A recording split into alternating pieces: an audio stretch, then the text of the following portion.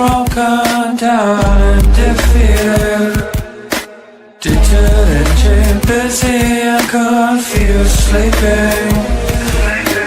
You're dying while I wait you to get started. On the journey chosen, wasted, now it's selected. I was so bad, what happened? Fall out of the sky. Crush me in my smile. I was so bad, what happened? Fall out of the sky and crush me in my smile.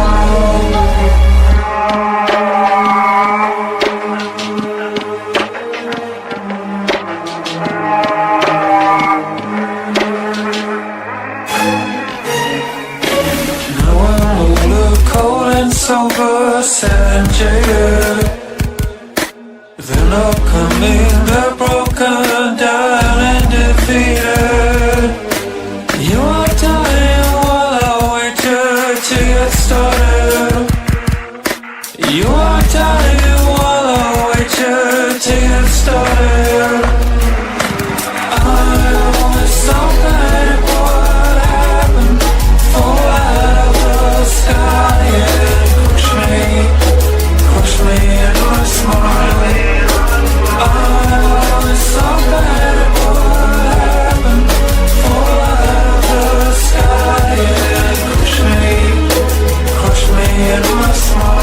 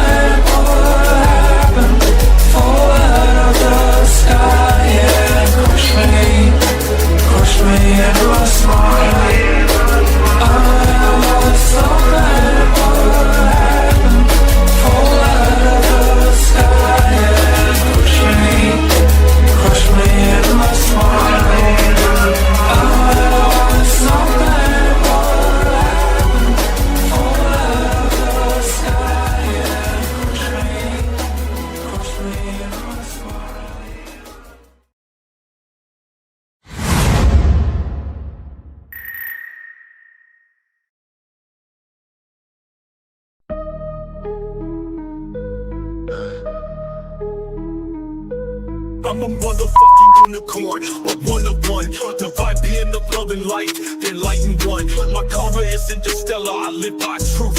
Fighting evil, my scars are living proof. Protecting you from the storms with all my might. Love me, I will treat you right.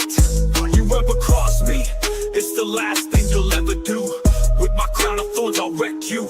I ain't playing, yo, Bryan hard, call me a saint. Too bad Chris, because Bigfoot knows my name. I'm a messenger of God, with loyalty I serve. Taking out all evil with his holy word. A true Knights Templar, sword in hand. Slice you up, bury you in the sand. I'm a motherfucking unicorn, you'll never find anyone like me. Born in the Bronx, raised in NYC, so listen up, take heed. I float like a butterfly, sting like a bee. A true Knights Templar, sword in hand. Slice you up, bury you in the sand. I'm a motherfucking unicorn, you'll never find anyone like me. Born in the Bronx, raised in NYC, so listen up, take heed. I float like a butterfly, sting like a bee.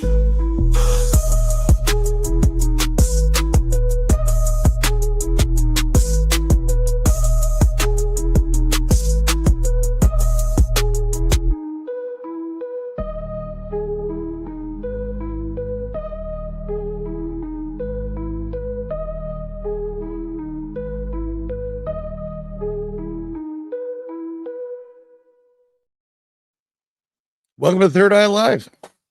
Now with 50% more Mark Eddy. Oh, sorry, the artist, formerly known as Mark Eddy. And let's see if we can bring a bass into the line.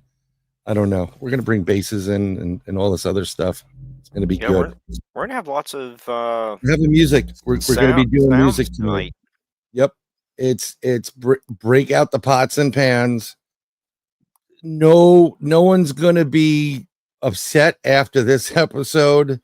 You're going to get your energy up and you're going to, start doing what you need to do. And we're going to get crazy. Our guest is I've known our guest for a long time. We'll bring him in. But it's all about the music and the feeling good and the vibration and a bunch of other things that make this world a better place. I mean, Mark, didn't you go to a concert or out in someplace in West Virginia? Yes, I did. I saw the Kentucky Headhunters about a month ago in Spencer, West Virginia, for the opening of the Black Walnut Festival. Black Walnut Festival. That's really good for you, by the way, Black Walnut. Mm-hmm.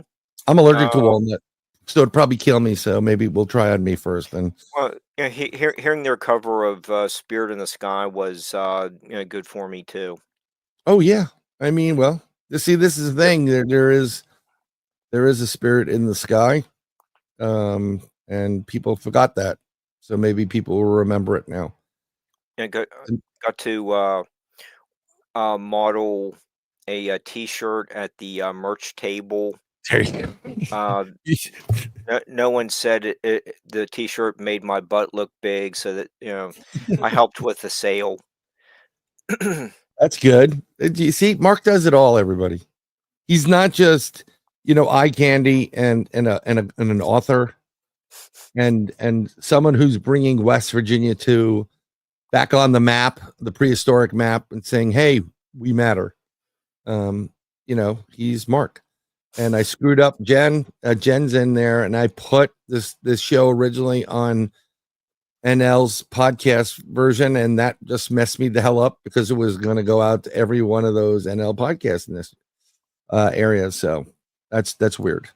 But we're here, we're live. I don't want to waste any energy. I want to bring our guest in. And I've known him for a long time. I mean, I think we were just kids. And but this is our guest tonight. We're going to bring in Glenn Schloss. Blessings, prayers. I'm going to switch you over to the big square. I'm going to go above Mark, and we'll go with Glenn for the block. Welcome to Third Eye Live. Glenn. Hey, Mark. Bryan, so nice to be here. Thank you for having me. It's a pleasure. It was great to see Steve, and it reminded me of something I got to talk to him about later too. Your roadie. I hope he pops back in at some point. I so hope he pops back in. I mean, yeah. If you want to talk about a family that is just wonderful, Glenn and his siblings are amazing. His parents are great. The uncles are great. His brother-in-law, I mean, everybody is great, and his brother-in-law, and I mean, it's a huge family. But what I love about your family is it's just all the love. Like they have a common place to go to. They share. Everybody gets to share it when they get. We've got Dan in the house. Danny's here. Danny Schloss is there. Yeah. Here he goes. He's like, I know that guy. I know you know that guy. You don't understand. I love you guys doing Iron Maiden. I see the video and I'm like, yes. That's awesome. Thank you. And Steve brother-in-law and all that stuff. But everybody in this family, everybody plays music. I mean, like beyond music. And what's great is like what started out is just Glenn and Neil, and I don't know if I've never seen Deb play music, so don't take that the right way. I think she was like, I shop, just leave me alone. No offense, Deb, don't get pissed off. but Steve plays music, and then you got you guys together. You know, you do this whole music band thing, and Neil is trying out for steel drums on Royal Caribbean Mon. You know, he's doing the steel drum thing, and it's just it does. I love you. I love Neil to death. Yeah, translate well to some of the music, like like do Ace of Spades and like bink, bunk, bunk, it just doesn't work. Oh, he'll learn it. No, I know he'll learn it, and that's the great thing. But it's all about the music, and so we've known each other. It's our summer camp, Camp Delaware. I'm born and raised there. You guys were there. You came up. Steve came up. I remember. I think it was your dad and your uncle with the Bud van, or I don't remember. Uncle Herbie had the Bud van. Yeah, and it was just Budweiser everywhere. And by the end of that day, visiting day, that's when after a month of you going through like doing whatever you really wanted to do and having a fun time, the parents would come up and they'd see their babies and take them out and buy them food and whatever. The Bud van would come, and Ed Weil had everything Budweiser. By the end of that day, and it was just great. And you and I think I remember one time you guys, like when you were younger, because you're only a couple of years younger than me, you're like maybe 2, I think, or whatever it is. Yeah. And they would get you like high energy, like Glenn. This is the calmest I've ever seen Glenn in my fucking life. Yes. Legend, best guitarist ever. Yes. That is the truth. It's good to see you, Hillbilly Herb. I don't know, some of these people are new, so hopefully we're bringing in people, because I was told, Steve can confirm this, don't post any of your podcast stuff in the Camp Delaware group. And I said, but it's Glenn, so I have to post it. I guarantee you that if you ever meet Glenn in person, and I hope you do, hope you go to Nayack or wherever he does Floor Vibration, the drum circle, you're going to love it. You need it. I mean, you need this more than you need other things in your life, because it's going to change your everything. We'll get into the vibration in a second, but I guarantee you, he has some kind of instrument in his pocket. Usually it's the egg, because it's always there. There it is. There's always something, and singing. And I do the same thing when people meet me, like, I was at, I'm singing some songs or I'm writing some stuff in my head, and then I sing it into my phone. Yeah. And I'm singing the, whatever it is. And I'm at the gas station and some woman's peeking over, that's really good. And I'm like, oh, thank you. I'm not ashamed of once you become parents, like you became parents. Yeah. No, his children, are now playing everything. Do they all play multiple instruments like you? Trey is starting to kind of branch out and get off the kit and start playing piano and bass. You see him plucking the bass and a little bit of guitar. Yeah, it's so inspiring, Bryan. It's it makes me want to be a better musician. Watching them, because it's just like we just kind of feed off each other, Well, it's a great inspiration. It's just like someone named Steve, whose son, everybody did. They were all doing it, but Ben's killing it right now. Doing the I think it's the hip hop thing now, or rap, or I don't know what they want to call it anymore. No, seriously, I have no idea. Like, no, Dad, that's hip hop. I'm like, motherfucker, I grew up in the Bronx. I know what the difference is, but sometimes they change the name of things because they want to be cool or whatever. Ben's got his own thing going on, Bri. Yeah. Mark, you'll have to check him out. Ben is just insanely talented, lyricist, and his sense of melody and rhythm against, while he's spitting out his rhymes it's insane. Like I saw him, I don't know if it was last summer or the summer before, he was playing at, I think it was the Bowery or downtown in the city. And he just he just owning this room. Like there was I don't know, 1,000 people there, and he was just owning it. And man, we were sitting in the balcony. We were just so proud to see that, Steve and I just looking at each other like, holy shit. in the Bowery's prestigious place or venue to even get into play just one time, keep coming back is sounds like a real honor.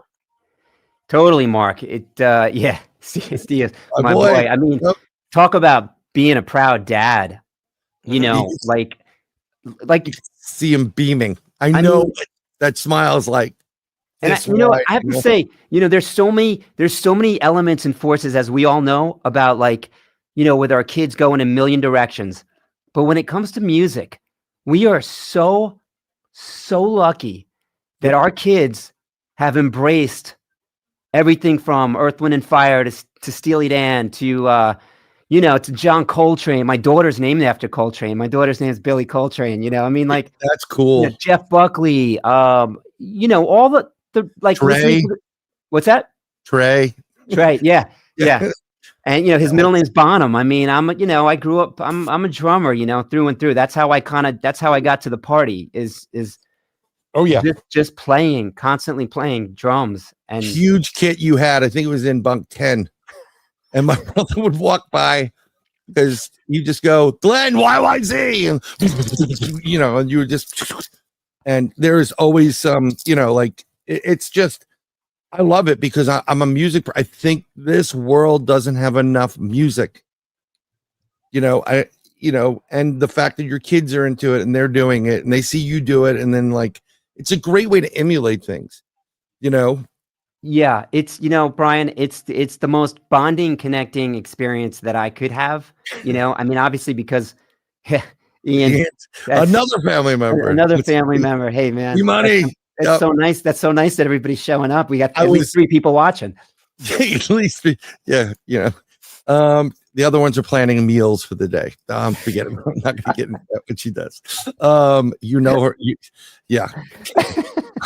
I was gonna. Blue Train. I was gonna call it G Money on the thing, and I said no. Just do more vibration. No one's gonna get it. So, I have a lot of nicknames, Bryan. Yeah, no, I know that.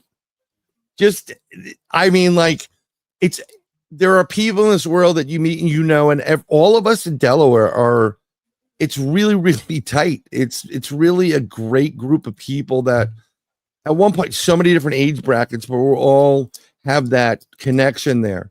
And for example, Deb and I mean, who thought, when we were all going to camp and I'm in the same bunk with Steve and the division, oh, by the way, those 2 are going to get married and their kids, they're going to be amazing and they're going to do some crazy stuff and rap, and people would be like, what are you talking about?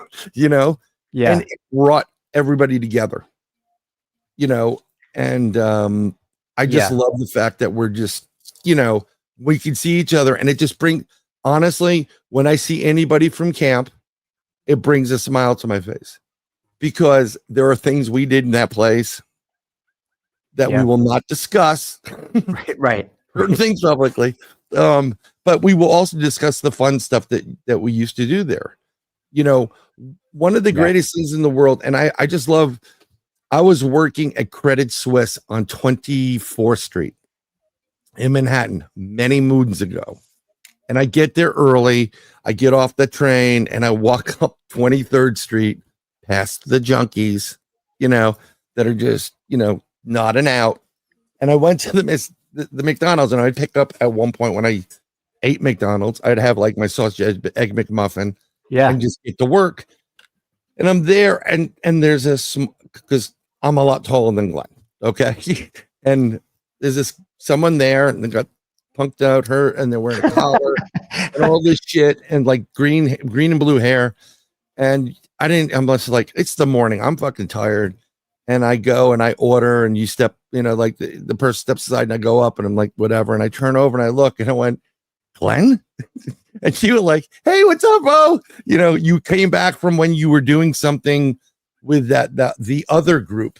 Yeah. And it was great just to see you. It was just nice dog collar, but you can make fun of people on certain things.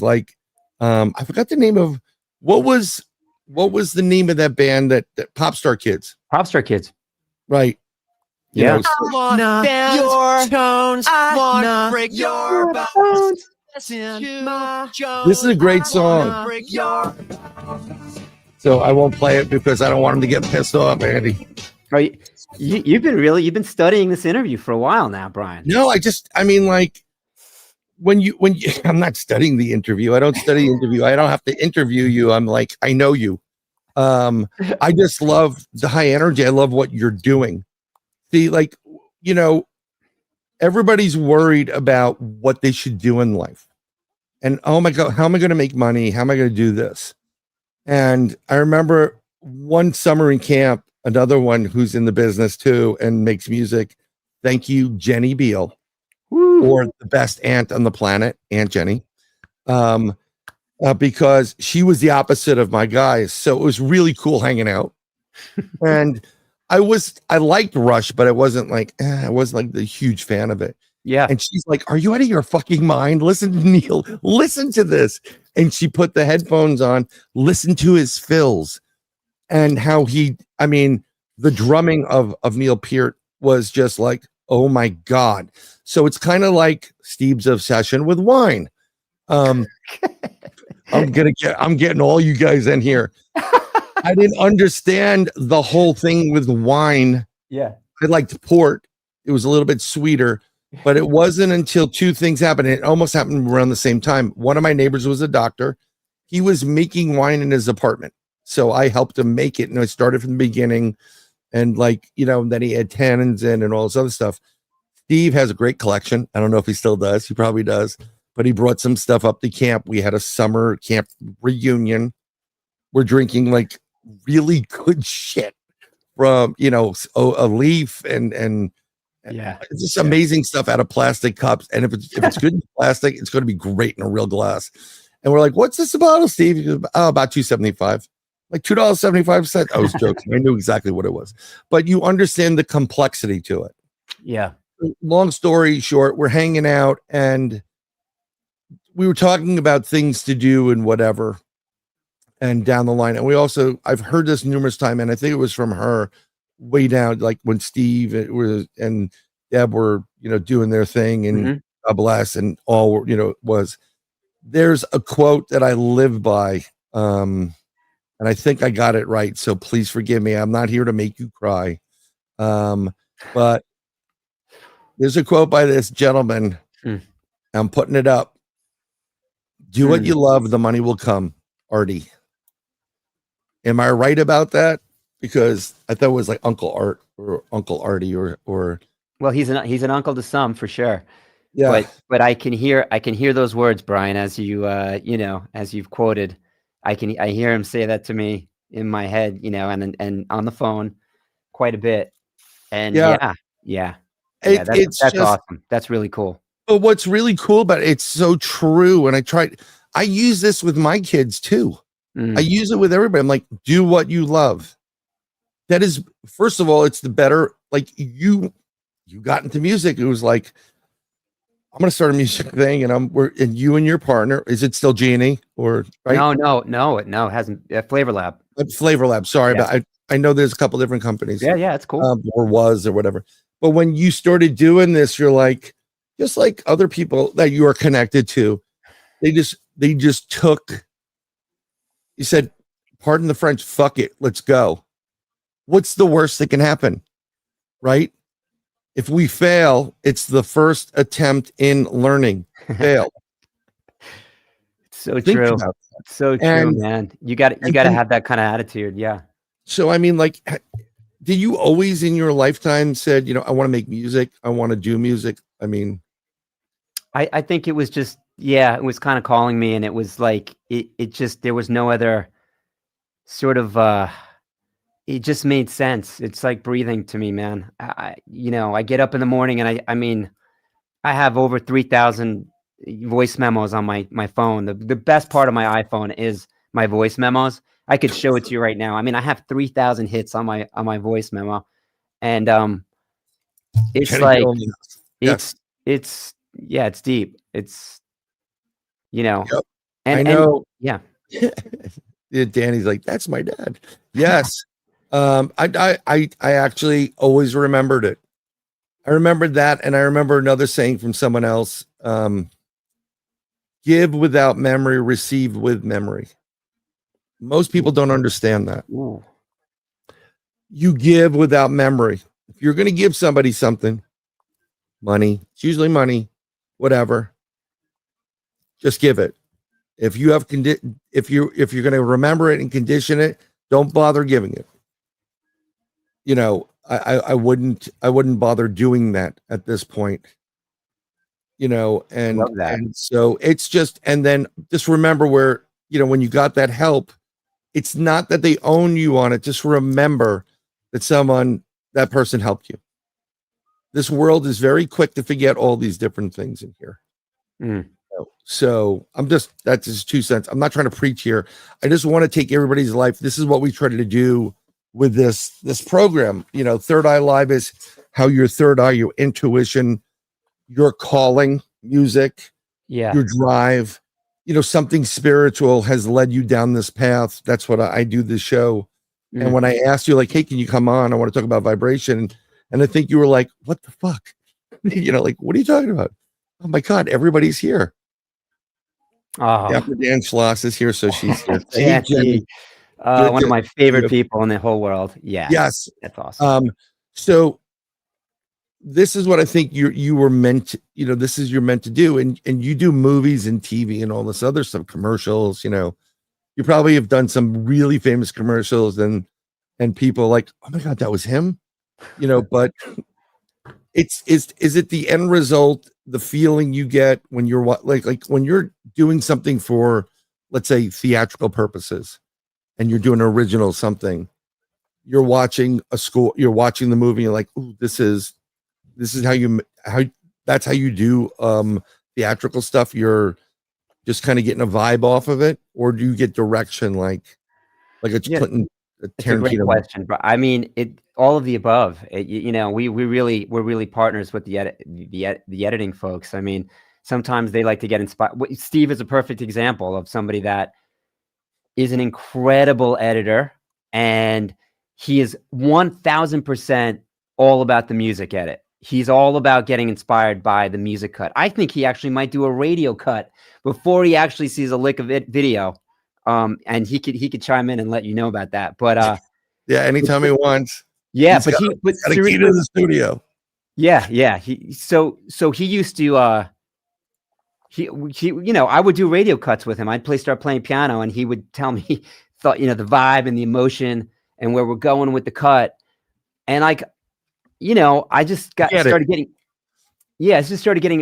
I get really inspired by the people I work with, you know, like, what's he? Is it true that this thing is distracting me? Before works on TV. Yeah, I mean, I guess so, because, well, people don't listen to radio, but whatever it is, you know, you got to hear it first, and if you can hear it and the imagery's there, you know that when you actually put more imagery into it, I'm assuming that you guess who's here, the rapper himself. Awesome. What's up, man? Love that kid. I got this whole entire family here. It's almost like a reunion. I'm having a family reunion right here with family that are like family, but I'm not like whatever. Totally different. But I guess when you put the imagery back into, and then that's like, wow, look at this at that point. Yeah, absolutely, Brian. Because like, if that cut is moving without the visual, forget about it. Like when Stevie puts the video on top of it, it's going to be insane. Oh, yeah. I mean, big fan of all you guys, you know. Thank you. I mean, we just think and breathe musically. Like everything is, you know, everything's a soundtrack. Everything is a moment that is painted with audio in our head, you know, literally and figuratively. Like if you'll have to come over for Thanksgiving or come to a party, Mark, and you're also invited. Like we the first thing we do before we figure out the meal is we figure out the PA system. Like, like what are we gonna like? You know, Steve in particular has a problem with like he has way too much gear, and he just can't. You can't bring one little speaker. You have to bring Madison Square Garden type PA sound system. I'm talking like if it's in a closet, at least six PA speakers, right? Yep. But that's the way we do things. I mean, there's only one way to do them. And like, if I told Steve, hey man, we're gonna just bring like 2 speakers today, he would be like, we're gonna go laugh at me. We're not. He would be like, no way. So like, you know, like this is also kind of leads me to another kind of point. It's like, play every gig like you're at Madison Square Garden, you know, like even if you're not, you are in your head. I think I'm gonna call Steve now, Spinal Tap Steve. But we've got 11, Glenn. We've got 11. Oh, he certainly does. He's got more than that. I know. But you got to turn it. You know, my brother must have at least 25 guitars. And everyone is as precious as the next. And he could tell you about the history of every humbucker and single coil on his guitar that was ever made. So I'm willing to, at this point in time, and hear me out, all the Beals and all the Schlosses out there and everybody else, Bowers and whatever. I have no problem having you guys do live stuff and just like, I'll open it up, just go, you should do it. I mean, you should do a live thing every once in a blue moon for friends and fans. But I know I've seen these things. If you follow, or any of one of you, I mean, it's always, I've seen the jam sessions. I don't even know when. There it is, Brazilian Rosewood acoustic legend. But Dan will understand this, that every guitar is different. Some guitars are very consistent, like, oh, this is okay. But when you find something and you add it to your collection, it's kind of like, it sings to you in a certain way and it inspires you. It's not just another acoustic. I had a great acoustic. I had a Gibson Starburst, purple. It was beautiful. I brought it up to camp a couple of times, but I got that signed by Les Paul. I went down to the Iridium. Wow. And it was like two Bryan Key Pickett Les Paul right in front of me. So I kept playing it. And a couple of my buddies are like, if you don't put that fucking thing away, we're going to steal it and put it away from you. Go get another guitar. So that is the hardest thing in the world. And I think Dan probably could attest to it. As a guitar player, try to recoup an acoustic. Well, I mean, I know what I want, but I don't have the budget for. Nobody does. No one does. But, so it's between like, well, Taylor has a good sweet spot at around here. If you want to go to $2,000, you can kind of go into the Martin zone for low end, and then it blows up. Once you get past 6,000 or whatever, it gets insane. They're all good. And you're just like, I want that one and I want that one. That's why like people, like I used to get like my kids calling me or the other half and like, where are you? I'm like, I'm in church and I'm standing in the fucking acoustic room at like Sam Hash, I'm for like 3 hours. Yeah, because it's you got to play it and then you got to change the action a little bit. It's crazy, but I love the fact that you do what you do, and it was drums, high energy, almost crazy. And Steve and I were like, when you were fixing your mic, we were like, dude, it was always Glenn's always like, the end of the song and he's on top of the drum, chair. Yeah. And then he jumps down and I mean, just high energy, but I don't want to say this that we said it. I'm like, we're getting a little bit to a point where old, and if something breaks, it's going to be a problem. So, but you're not thinking about that when you're, like no. I'm playing When the Cradle Will Rock with my brother at a local gig, and at the end of that song, like, of course I'm going to get up on my stool and like jump as high as I can. Well, anyway, Lenny will never break. I love you, Chetty. I love you too. Lenny will never break. No, one day I will. One day I will, but it'll be behind a drum kit. Pretty much, I mean, like BB1 backflip we got from Steve, but I remember those things. Those were great. The BB1 backflip. A little bit, a little bit more room there.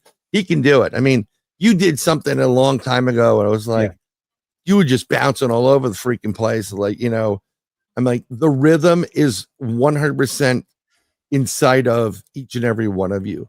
And one of the things that I loved is you understand this quote. Where are you? My quote. I'm trying to add it to the show right there. If you want to find the secrets to the universe, think in terms of energy, frequency, and vibration. Yeah. So we're going to vibrate tonight. And this is, that was one of the quotes. And I'm trying to get to this one right here. Also, how vibration stimulates the body. We're going to get into muscle activation, forces muscles to contract and relax rapidly. Okay.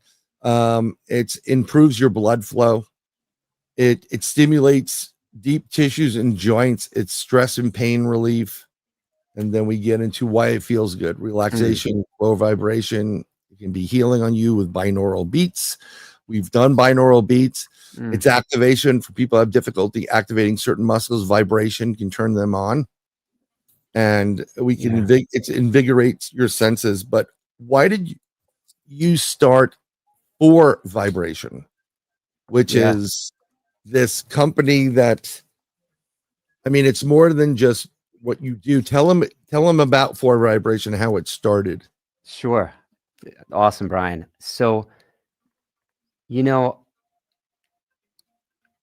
my wife was pregnant the first time, we have 3 awesome kids, and the very first time, like I used to call them like brain massages. I would like play while she was on the couch and try to relax myself and her, and like I would play djembes, I would play all sorts of percussion, and I saw how relaxed she was, and it made me even more relaxed. And so I would just look forward to these little mini jam sessions with myself and my wife.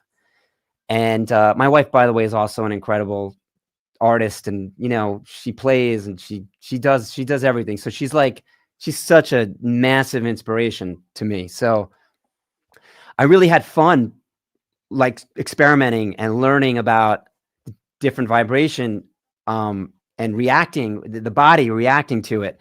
When I started this idea, this concept For Vibration, it was actually FOUR. It was for awaken your mind, your body, your spirit, and groove. It was like, that was it.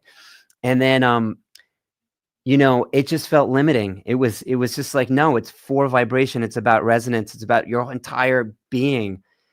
And like you said, reading that awesome, those words, it's everything. It's everything. It's the way we communicate. It's the way we vibrate. It's the way we, have conversations. Everything is based on vibration. So I thought the 4 was a little limiting in that sense. And, I remember talking to Eric, one of my creative partners, and oh my God, I can't concentrate here. My beautiful sister is in the building. Hey, Joy. And Joy and I wrote a song as well. Yeah. It's limited edition. I don't know if you can get that. But Joy and I did a record back in the 90s, believe it or not. And it's now folklore, but it's out there. If you really look for it, Bryan, you might find it.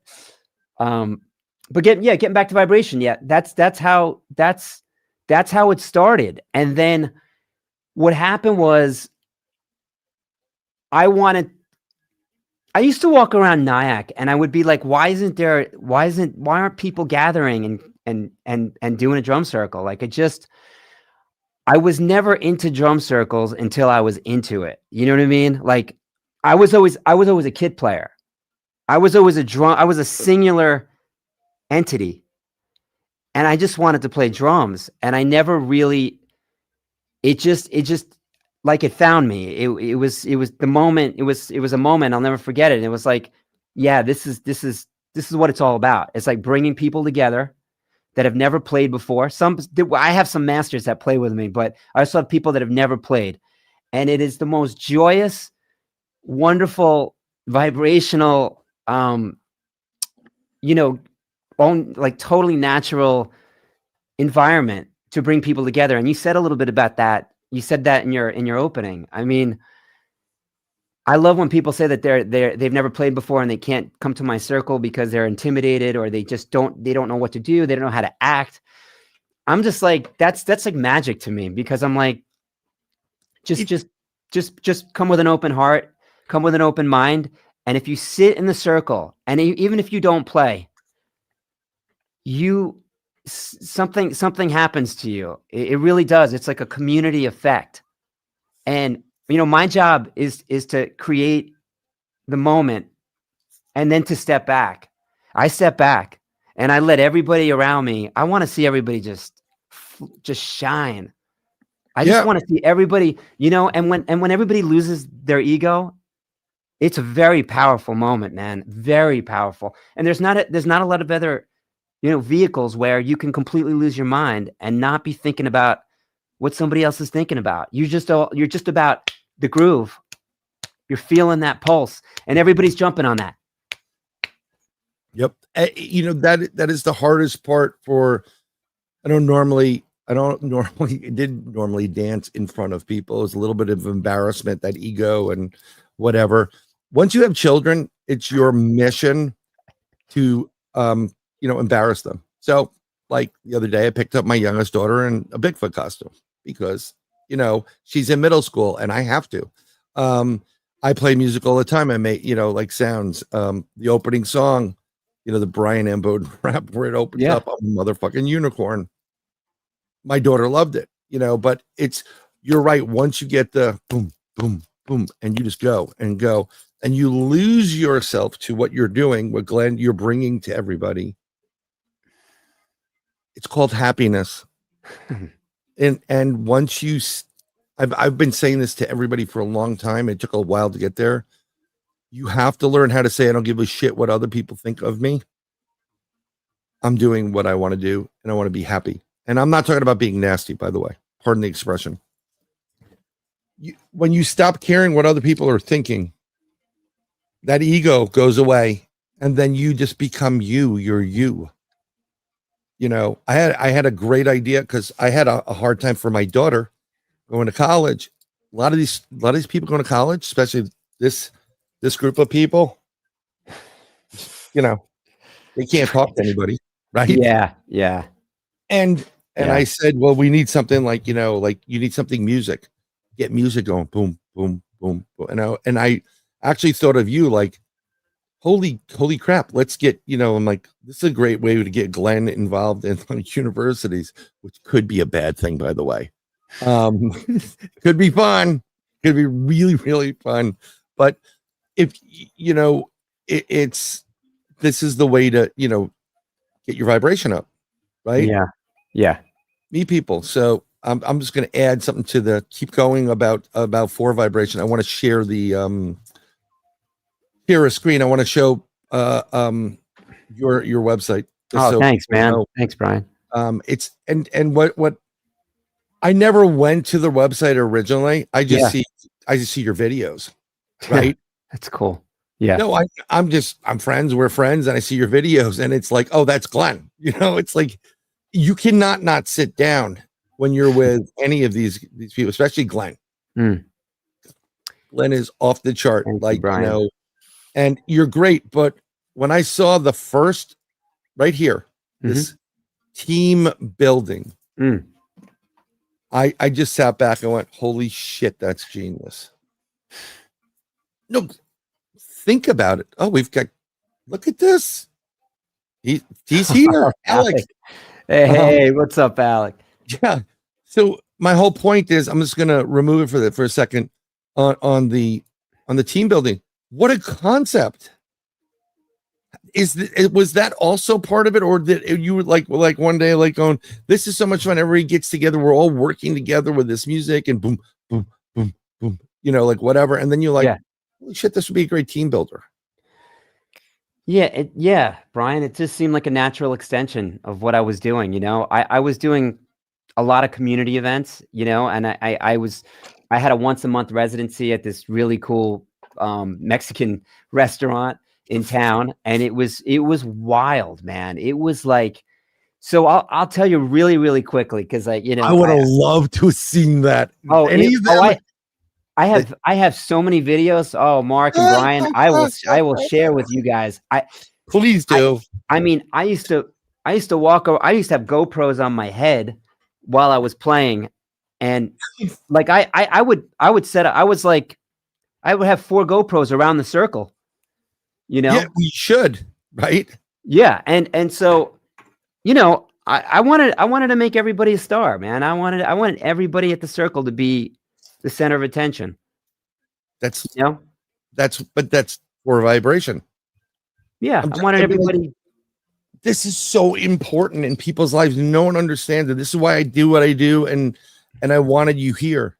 Thank you. And I wanted you playing, and I wanted you, like, I know Mark's pretty skilled with certain instruments. But I wanted to show the world and say, this is what Glenn does. You should totally franchise this shit everywhere. Well, I appreciate that, man. You should just do a freaking world tour. I don't know if the I'd love to. I'd love to. I need a tour manager right now. Well, we can get you a tour manager. I happen to know the manager of Mo and a couple other bands. So awesome. But I mean, you are like, you got that DJ thing going for those people that don't like that DJ and whatever, because these guys are like rock stars. Some of these people. Sure. I mean, yeah. Remember, not Burlikoff, Ariel Barkai. Remember Barkai? Sure. Yeah. He was into that, all that, like wait for the drop. And everyone's like, what the fuck are you talking about? But when you get it, and it's just like, it's pretty interesting. I got into the drum circle at UMass. Wow. Because I studied North American Indian people.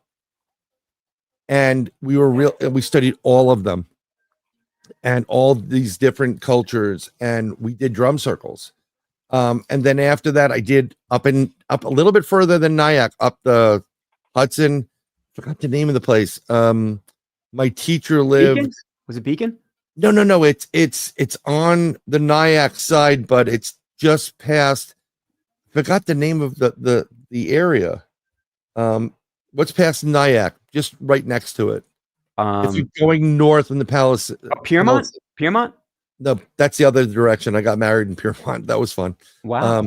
Yeah, you go north of you to the right of 287, whatever it is.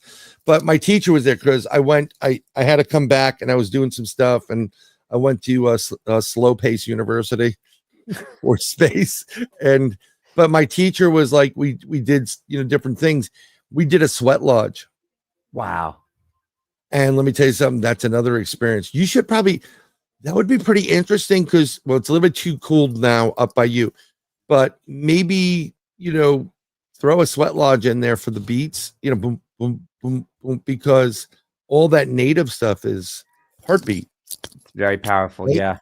Yeah. I want to show videos too, but I have Glenn. Why do I have to show a video? Glenn's here. Yeah. Glenn will, I have a question. Go, Mark. Yes. Yeah.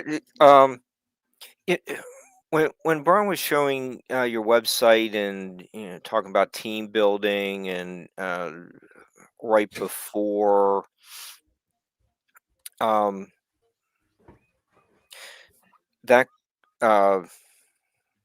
section of the show happened, you also mentioned something happens to you, while you're listening to music. You were talking a little bit about playing relax your wife while she was pregnant. Did you see any kind of correlation between the music and what was going on with the pregnancy? Later on it would genetics take over for the child's interest in music. But was there almost, did you notice some kind of connection between what you were doing and the in utero stage? It's a great question, Mark. I'd have to ask Trey, my son.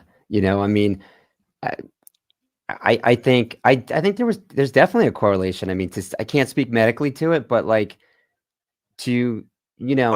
would probably be wrong in the first place. but you get, even I said early in the book of Luke, you get Jesus and John the Baptist.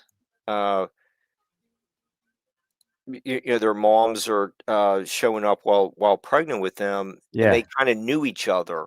And I was just wondering, is there something that we don't understand that is going on between the music that they're hearing and kicking with the beat? I don't know. I was just interested in what the examples you're giving. I've heard that quite often about the kicking and in the stomach and a lot of that. I've heard a lot of people talk about that vibration and that rhythm inside and what they're listening to. I used to listen to a lot of Native American flute music. Like that's how I used to fall asleep every night to that stuff, especially when Trey was just born. And that's great. Yeah. Yeah. And I mean, I think, Mark, all that stuff has a lot to do with, that stimulus and that kind of stuff the auditory stuff that you're listening to, all of that affects you. I mean, like I was saying earlier, I mean, we walk around like there's a soundtrack constantly happening in my head, and I think, I think there's definitely a lot of growth, I think, in evolution and like what you're listening to, like, and people don't even realize it. How they're being affected. You know what I mean? There's a wonderful book. I don't know the name of it, but I will definitely I'll try and remember it and share it with you. But the idea of like when you hear certain sounds, you hear birds overhead, you hear honking horns, it enables like your nervous system. There's like a lot of fear, joy, happiness. It's all related to sound, if you really think about it. Well, and it's fascinating. There's a wonderful book on all of these different sounds, and how companies spend a lot of research and time trying to figure out how to make people feel, and it's very, very powerful. I mean, I just love it because anybody can pick up a drum. I think I actually read somewhere recently that the djembe drum is the most popular instrument in the world. Is that what you use most of the time? I'm sorry? Is that the drum you use most of the time? Yeah. I mean, when I'm playing with Bryan with my circles, yeah, I have this is a djembe drum. Oh. It's a great beautiful, right? Yeah, it has a great, it's not only the tone, it's the resonance, and then that little extra, like almost like it has its own chorus to it.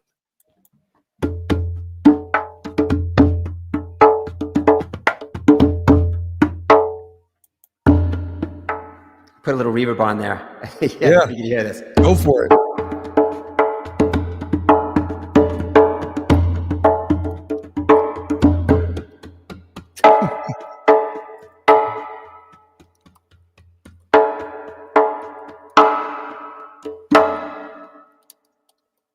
That's a great sound. And I mean, you got to see, like, because you just went up to what was past? You just did a indoor circle, correct? Yeah. At the Valley Rock Inn. At the I go when I used to go up to, well, we used to take the kids to that Scare Fest or whatever it is, a little up there, and I used to go to Thunder Mountain. Have you ever been up to Thunder Mountain? Beautiful location. Sounds familiar. It's in Ringwood. It's a little bit around that area where you were. You got to go up the mountain. It's beautiful drive anyhow. Yeah. And it's a beautiful park. There's this, you go up this mountain and there's huge lake there. It would have been something that our camp would have sent our asses to. It's like, go to the lake. What are we going to do there? Nothing.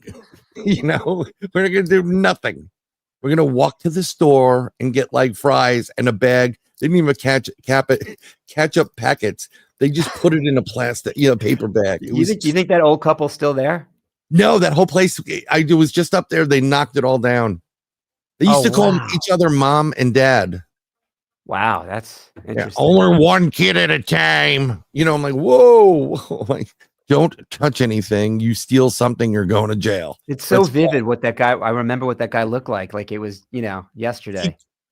Between him and the Redacchios, who used to do the roller skating, everybody go the other way. You know, and I don't know if you were working in the kitchen. I think you were working in the kitchen.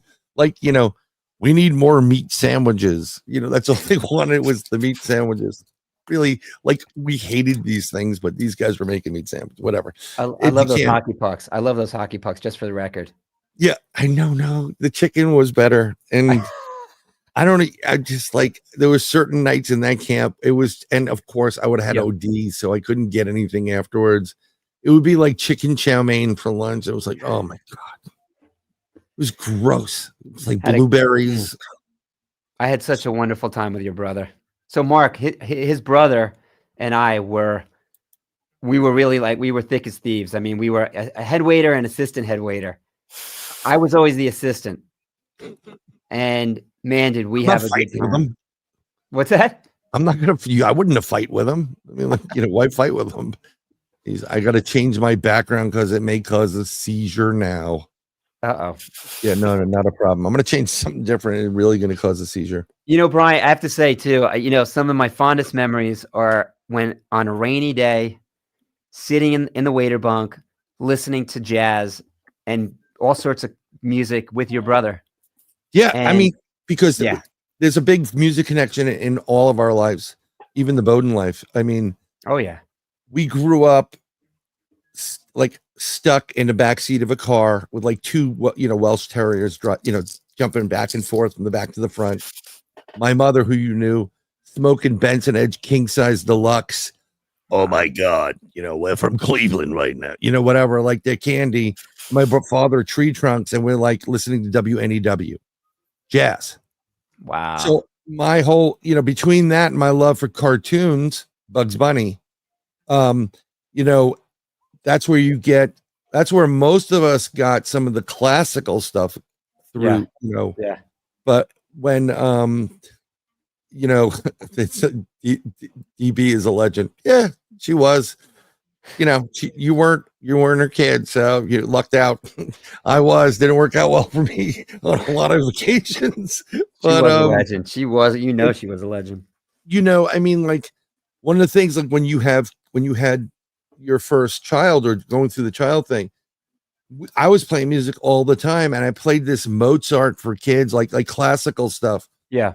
And it would have 1812 overture and this, just so many different, suites in it. It was just like this one from Figaro that I listen to, and there's something, it gives me chills. And this is what Glenn does all the time with these people.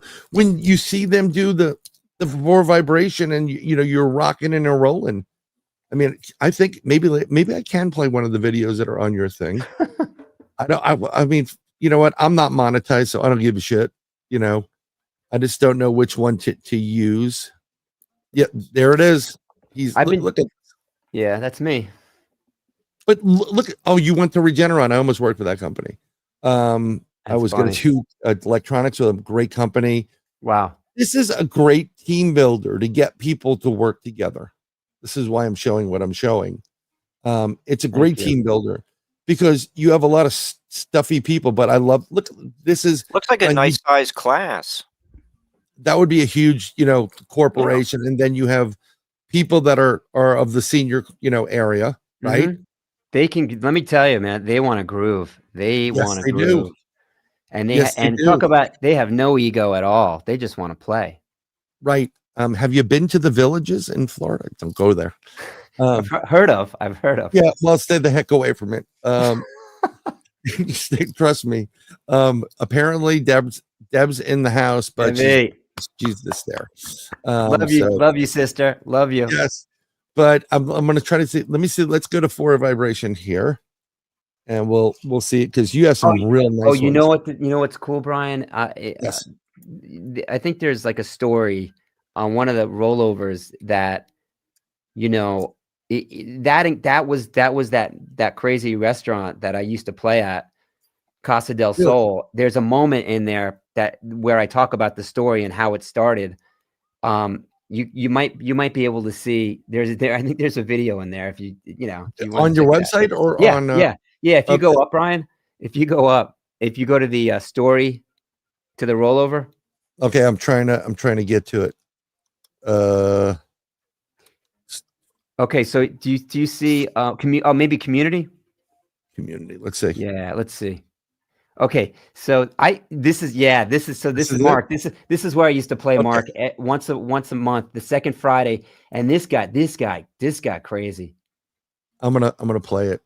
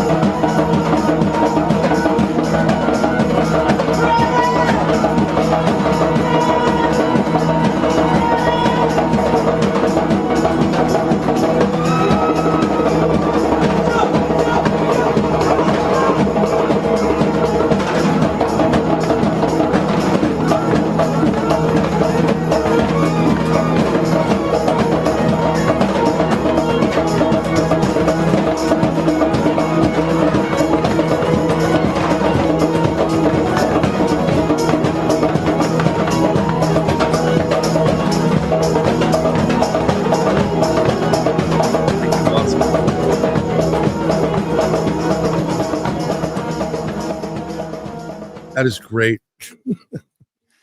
Thank you. And that's Glenn without caffeine. That's just water. It's just water. Glenn without caffeine. Everybody in here knows it. That brings back good memories. That was cool. Thanks for sharing that. Oh, it's just, I would just love it. It was just when something brings a smile to your face, like, you know how to. I remember we were hanging out at the reunion like a couple years back, and we're there, and I forgot who it was. I think it was Gail. She was there, and we were just hanging outside for something, just talking. Everybody was whatever. Some people were smoking. It was just too freaking hot in the damn place. Yep. And someone mentioned some songs. Oh, what's the name of that song? And you knew it, and you started singing it, and she went along with it, and instantaneously just got people moving and grooving. We need more moving and grooving. We need more vibration. Amen, brother. Yeah, I just think it's great. I think we need to, jam a little. And Mark, you wanted him to start doing something beat wise? I think doing some demonstrations of all the instruments he brought into his studio would be fine. If he wants me to join at some point, just let me know. Yeah, let's try it. You try a beat. See, yeah, I try to hook up certain things to do the beat. Glenn has all this. It's a studio, so it's hooked up. Yeah. I only have my Novation. I love it. I love it. Wow. Love that thing. The launch pad. I love the launch pad. It's fun. It's awesome. Yeah. Do you want me to get my instruments ready for this one, or yes? I think you should get your instruments ready. Glenn will warm up a little bit, and you can play along with them, and then we'll let Glenn do what Glenn does, and then we'll let everybody else here do. We can get gangsta too. I mean, I love this stuff. I love the what's really cool about this, you can pick different genres, so you can have you can get Natty Dread. Well, I like that.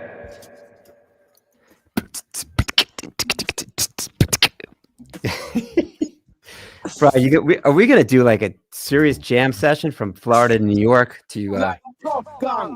Wow, this is what's great about these things. Wow. Could I play in time to that? That's crazy. Woo! Yeah. Just tell me if you want me to stop, and you can do your own. I'm bringing whatever I got.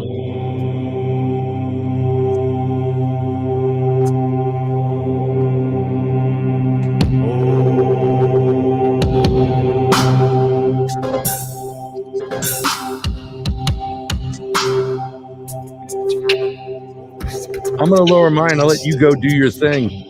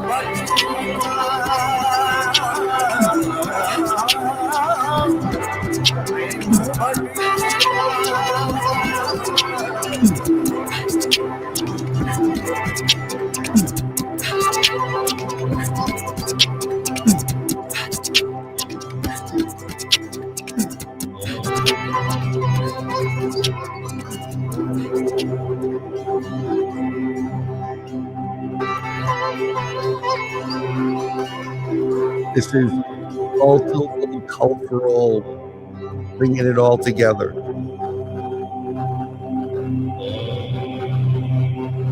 Yep, I said it.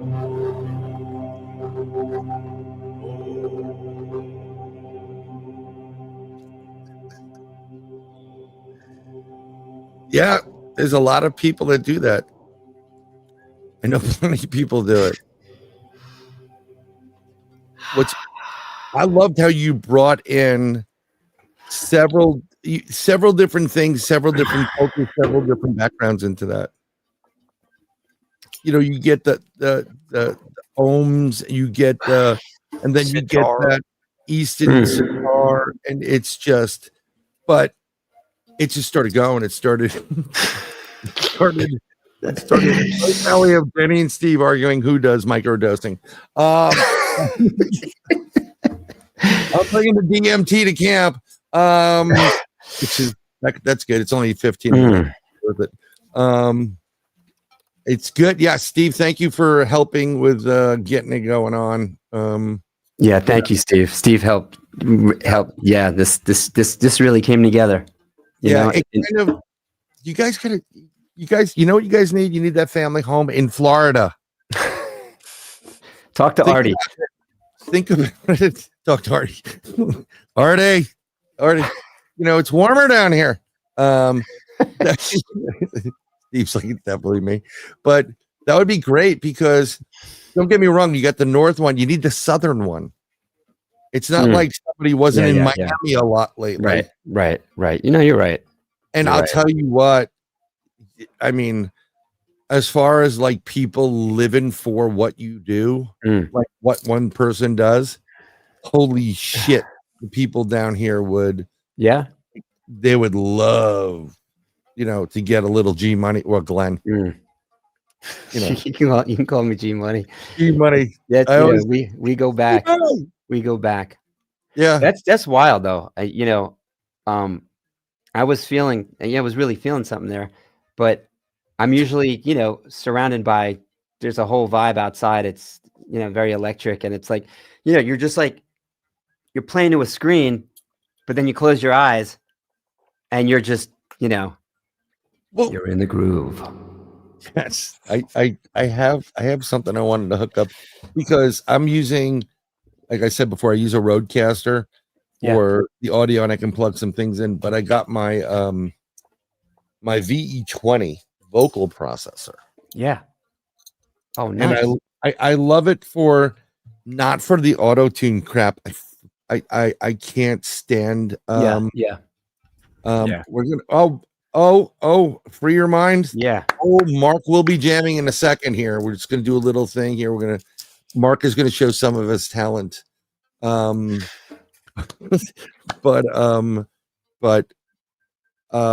we have a question, and I'll just let you do it. Does Glenn know how to play the Hawaiian instrument apu? Pronounced ipu. God, I wish I could say yes, but I don't even know what that is. Yeah, I've definitely heard of it, and I think we actually sampled it for one of the shows that we were working on. That's freaking cool. Way back, but that's amazing. I'm gonna go play. I'm gonna play it tomorrow. Really,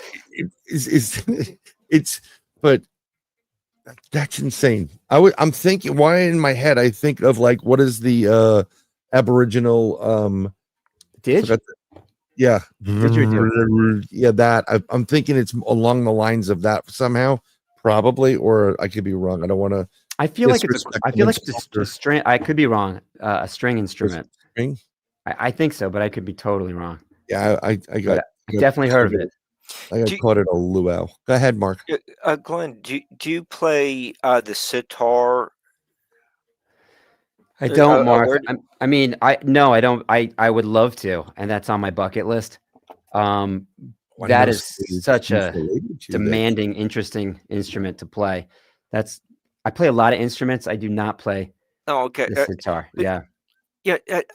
How I kind of learned a little bit about the looping by seeing Adrian Ballou play. Oh, beautiful! Love it. And that's really, and it looked like you were doing that too. I'm not a professional musician. That may change here in a little bit once we jam. But were you doing the looping? You mean on the sitar? Well, with all the Yeah, buttons you were pushing. totally, Mark. Yeah, Okay. I could, real quickly, if you want, I can sort of explain what's happening here. It's actually That'd be very great. interesting in seeing Adrian Yeah, do it in concert, and then he said said a little bit about what he was doing. yeah, Let me play this, and he puts steps on the pedal, and uh, yeah, but I really haven't had it explained to me sure, in like this kind of setting, and yeah, it is intriguing. yeah. So I'll tell you real quickly. I mean, it's so deep, Mark. It is so deep what we can do now. And Brian will tell you. I mean, we had a couple of musical conversations before tonight. So this is, I don't know, can you see this? This is the RC505. Hmm. And there's 5 channels here, okay? So I could loop independently I have 5 different mixes here, okay? So I'm just gonna let me just turn this up a little bit. Okay, so when I think about looping, the first thing I'm thinking about is rhythm and the beatbox. I'm thinking about just like looping my beatbox. So the great thing about this is they're really big, these circles here. So like you could have a pedal on the floor, so you don't use your hands at all. I have a pedal over there. So if I'm playing bass guitar, I can't stop playing bass. I want to do a loop. So I click it with my foot. But I would just start with like the idea, like to me, the beatbox is like the typewriter. It's like, I'm getting all these ideas from this. So it's just like, so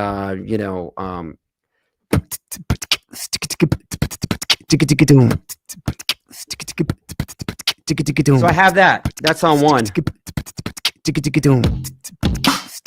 This is going through this machine. This is called an HP20.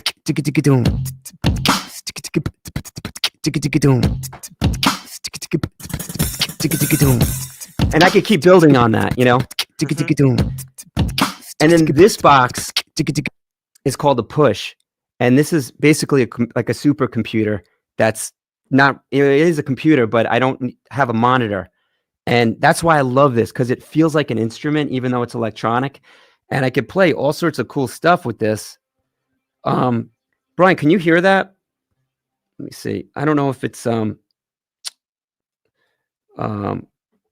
is the volume up on that for you? Are you hearing that? Brian, you're muted. Yeah, it's real low. Okay, it is low, right? Yeah. Okay. I think whatever you used on the left side of yeah, better. That's better. There we go. Okay, that's better. Yeah, your roadie said no volume. I know who that is. Yeah. Okay. Yeah, for some reason I'm kind of jammed. My volume's up here. So, but basically this is like a supercomputer, and I could play bass lines, I could play keyboard lines, whatever I want to do. So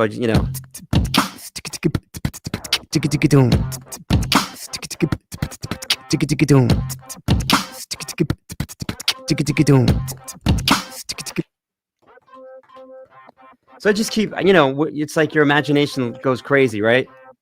Okay.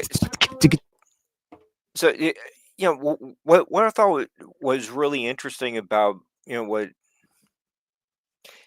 Adrian was doing there on the stage is, he plays a little bit, to create a loop for the rhythm.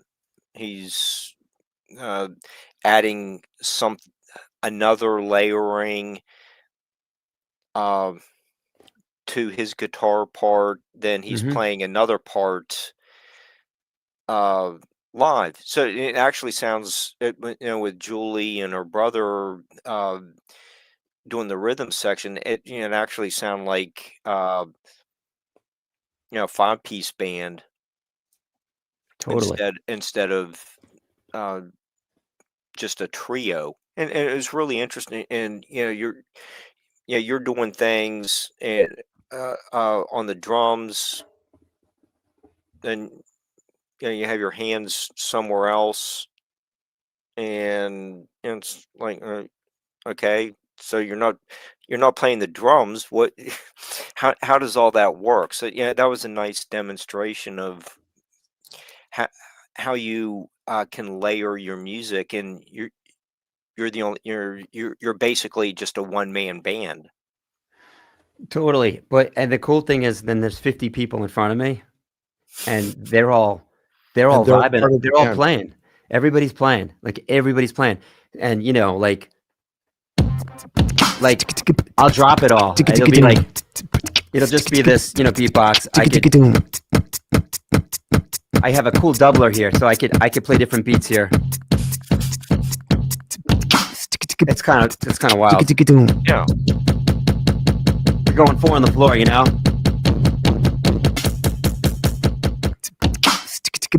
So you could really like have fun and DJ with this.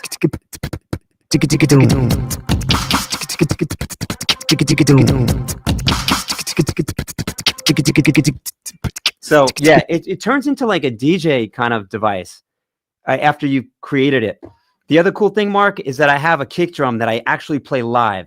So people think we're playing to a click, but I'm actually just playing with my right foot, and we're like, but I'm just playing it live because I don't want people to feel constrained to just that. So that's the other part of it. Like, I'll take all this shit out. I'll take it all out, and I'll just have a drone going, and that's the beauty of this box is I have 8 channels here, right? And I have a tactile. It's not set up right now, but so I could just have like, this gets pretty heavy and deep, but like, I would have, is this on? Sorry, guys. Yeah. No. Yeah. So like, but I love this stuff. I love this stuff. I'll play ohms for half hour while people are playing.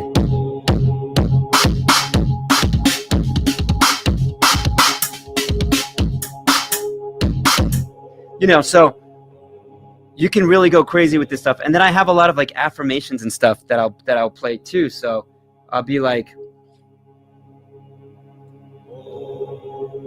I have a dream. Sorry. That's good. I have a dream. I have a dream. I have a dream. I have a dream. Sometimes even to live is an act of courage. Sometimes even to live is an act of courage. Sometimes even to live is an act. Sometimes even to live is an act of courage. Sometimes even to live is an act of courage. Sometimes happiness of your life depends upon the quality of your thoughts. Happiness of your life depends upon the quality of your thoughts. Happiness of your life depends upon the quality of your thoughts. Look well into thyself. There is a source of strength which will always spring up if thou wilt always look. Look well into thyself. There is a source of strength which will always spring up if thou wilt always. Those are up. Those are up. Those are up. Those are up. Those are up. Those are up. That is awesome stuff. When you get the inspirational things and the sayings and the little sound bites are great. Someone asked if you could make who was it? Death metal. Oz and Glenn to make death metal. Yes, he can. I don't think he's going. Some of that stuff is just. By the way, I grew up, not that Iron Maiden's death metal, but Iron Maiden is that's how I learned how to play music. Iron Maiden with my brother. I wish I can find that video because that was just. You guys do it on point, and Danny makes it look like it's like. Thank you. That's when I had hair. Yeah, and well, they're symphonic. Yeah, totally. Yeah, incredible, a lot of melodies and with the twin lead guitars. Dave Murray, Adrian Smith, 2 of the best. Yeah, yep. It's. I mean, it There was, I think they called it Gallop Rock at one point, going because it was, you know, it was like a gallop. That would make sense. Yeah. Yeah. It was, but that's why they are what they are and who they are versus some other bands. When you do what you do, I love the fact that you put so many different layers upon layers. It's a 7-layer cake. Some of you people will get it. Some people will get it. Some people won't. It's a 7-layer cake. That's great. So, but it's important because each, that's why, again, Flavor Lab, it adds flavor, each layer. I just love the fact you can do that. Also, it's like, what's great about that loop is it saves you a lot of money on session players. Well, it's funny, Brian. Yeah, like growing up, we didn't have a lot of players around us. Like, I mean, granted, I grew up in New York. There was a ton of players, but like when you wanted to just play, Danny, I would bang on his door and be like, he's my older brother, and like he was busy a lot, but I was like, please, I want to play. So, but we never had a bass player. So I got this crazy like Roland Octopad. It was called an Octopad.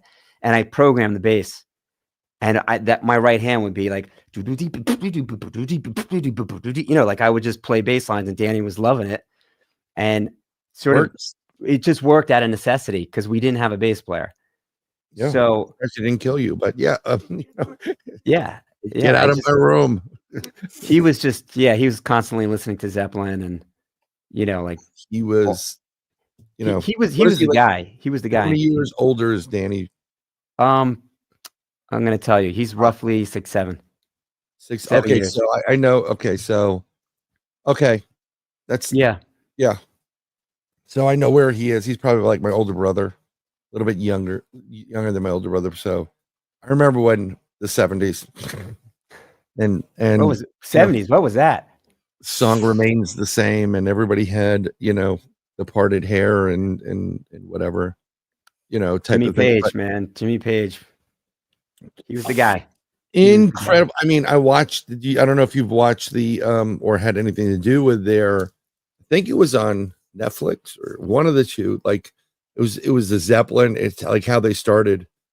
And it was at the IMAX recently, right? A couple of months ago. I think it was. Yeah. And it was just like, you're sitting there going, my jaw, their first concert together in this auditorium, and people like putting their hands over their ears. I would have been sitting there ear to ear going, these guys are going to be fucking big. Like there's certain moments in my life, and I was wondering about that. Are there certain moments or certain people that you would have wanted to see in person or had some kind of interaction with that unfortunately you couldn't? Jeff Buckley. Really? Buckley. He was the guy. He just melted my heart.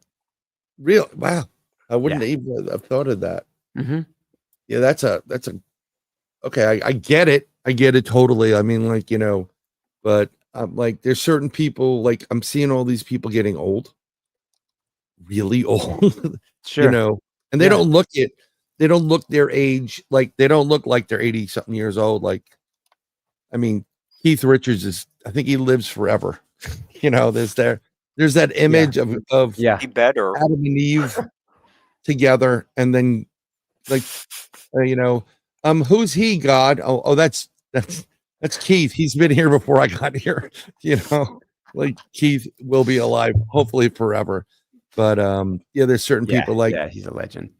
My one person that I definitely would love to meet, and he wouldn't do well with me because I'm not a vegetarian, but he inspired me to pick up a guitar, was Paul McCartney. Oh wow. So now my mistake was I learned the rhythm stuff and playing songs, but I should have been focusing like what your brother does with lead, and scales, and we didn't do that. There was no place to do it. I had to wait for the holidays. I got a classical guitar, nylon string, Spanish classical. And I was like, doesn't sound like it, because it doesn't. There's a totally different sound. My parents didn't know. Yeah. So yeah. So I understand your brother's collection. Dan, you need about 20 more. Oh, I'm sure he'll get 20 more before he. I used to drive around. I used to see people throw out guitars in my neighborhood.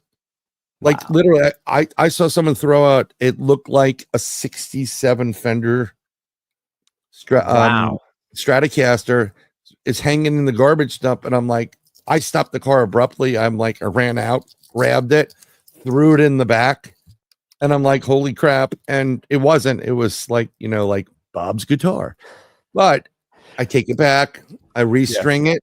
Yeah. And I must have given away 12 different guitars to kids. Like, oh, I really want a guitar, but my dad won't get me one. Yeah. And I'm like, you want a guitar? And you would meet these kids through the park through your children. Yeah. And some kids didn't have this. Sure. So people would throw out amps. I'm like, can I take Wow. it? Yeah. Yeah. And I give them a whole guitar and amp. Say, go play it. That's awesome. When you finish with it and you learn it, and then you move to the next level, pay it forward. Awesome. But I love the fact I try to get to when I came back up to New York. I try to get to your circle in June, and I was like, okay, I'll run around. I'll bring the dog because you do it at this. It looked like a park, and I'm like, okay, I can bring a dog. Yeah, he wouldn't mind. And I just see you in live in action and whatever. And because I used to go down and see you guys in the city every once in a while. You were playing with somebody. Forgot who it was, but I think it was the same club that who's I don't want to be anyone. Prohibition. Yeah, that was it. We went to 84th and Columbus. Everybody, I brought the other half, and she's like, "How do you know? How do you know?" She knew a couple of like on the other end, and I'm like, "Oh, that's Glenn, and that's sister, and that's his brother. That's Steve." And she's like, "Well, the hell do you know all these people?" I'm like, Camp Delaware. Oh, of course. Yeah, the shit we used to do. Every once in a while, I'll send your brother-in-law, like some guy's doing some BMX shit off of a mountain someplace, and like it's like real thin trails. I'm like, Steve, this is you, all you. He's like, fuck that, I'm not doing that. Steve used to do BMX. Yeah, no, he's still got a crazy wild streak. He's not done. He's not done. Steve Beal? He's not done. No. He's got the link to the show too. But Mark, do you want to try something? Maybe Glenn can give you a beat, and then maybe Glenn can guess what's going on, like what you're playing. Oh, if that's all right with you, I'm gonna sit here quietly. That's fine. We were talking. Glenn said, before the show started, join in for a jam session. So I'll be ready. Just Glenn, just let me know when you want me to. Just give me a little head nod. Let me know when you want me to join in. Ready. Right on, Mark. Okay, yeah, let's do this. Just tell me when. Someone says Mark recites poetry. Oh, did somebody say poetry? Poetry. You're gonna play flute, aren't you?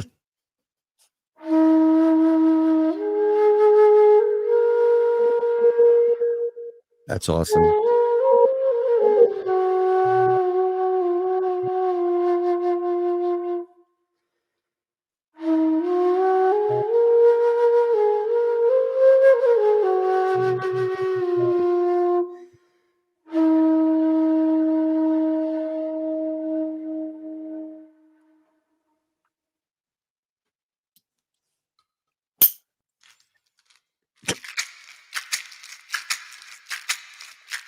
See, go, Mark.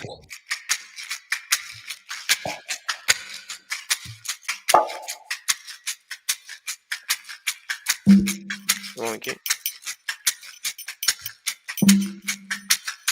Here it goes.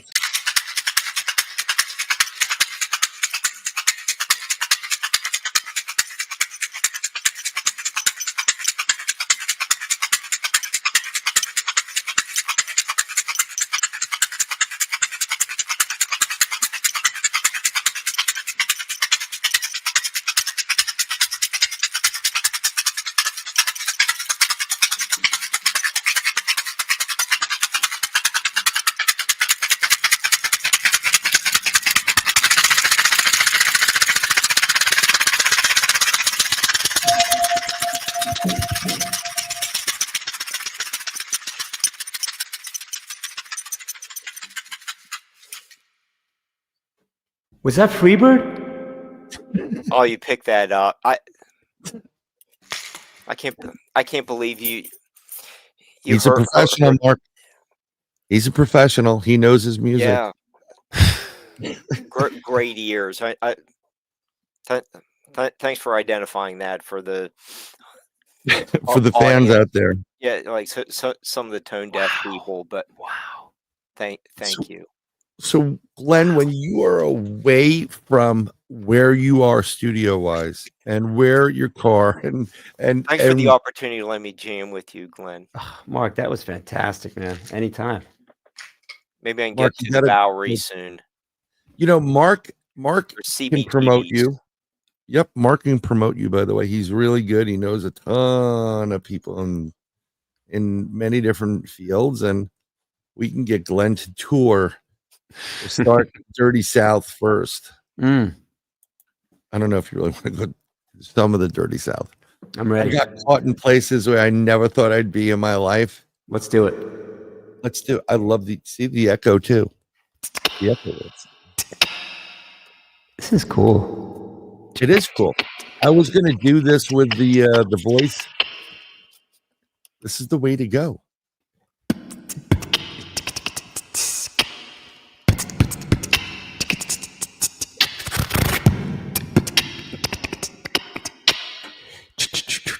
Work on this, Mark. This is your homework.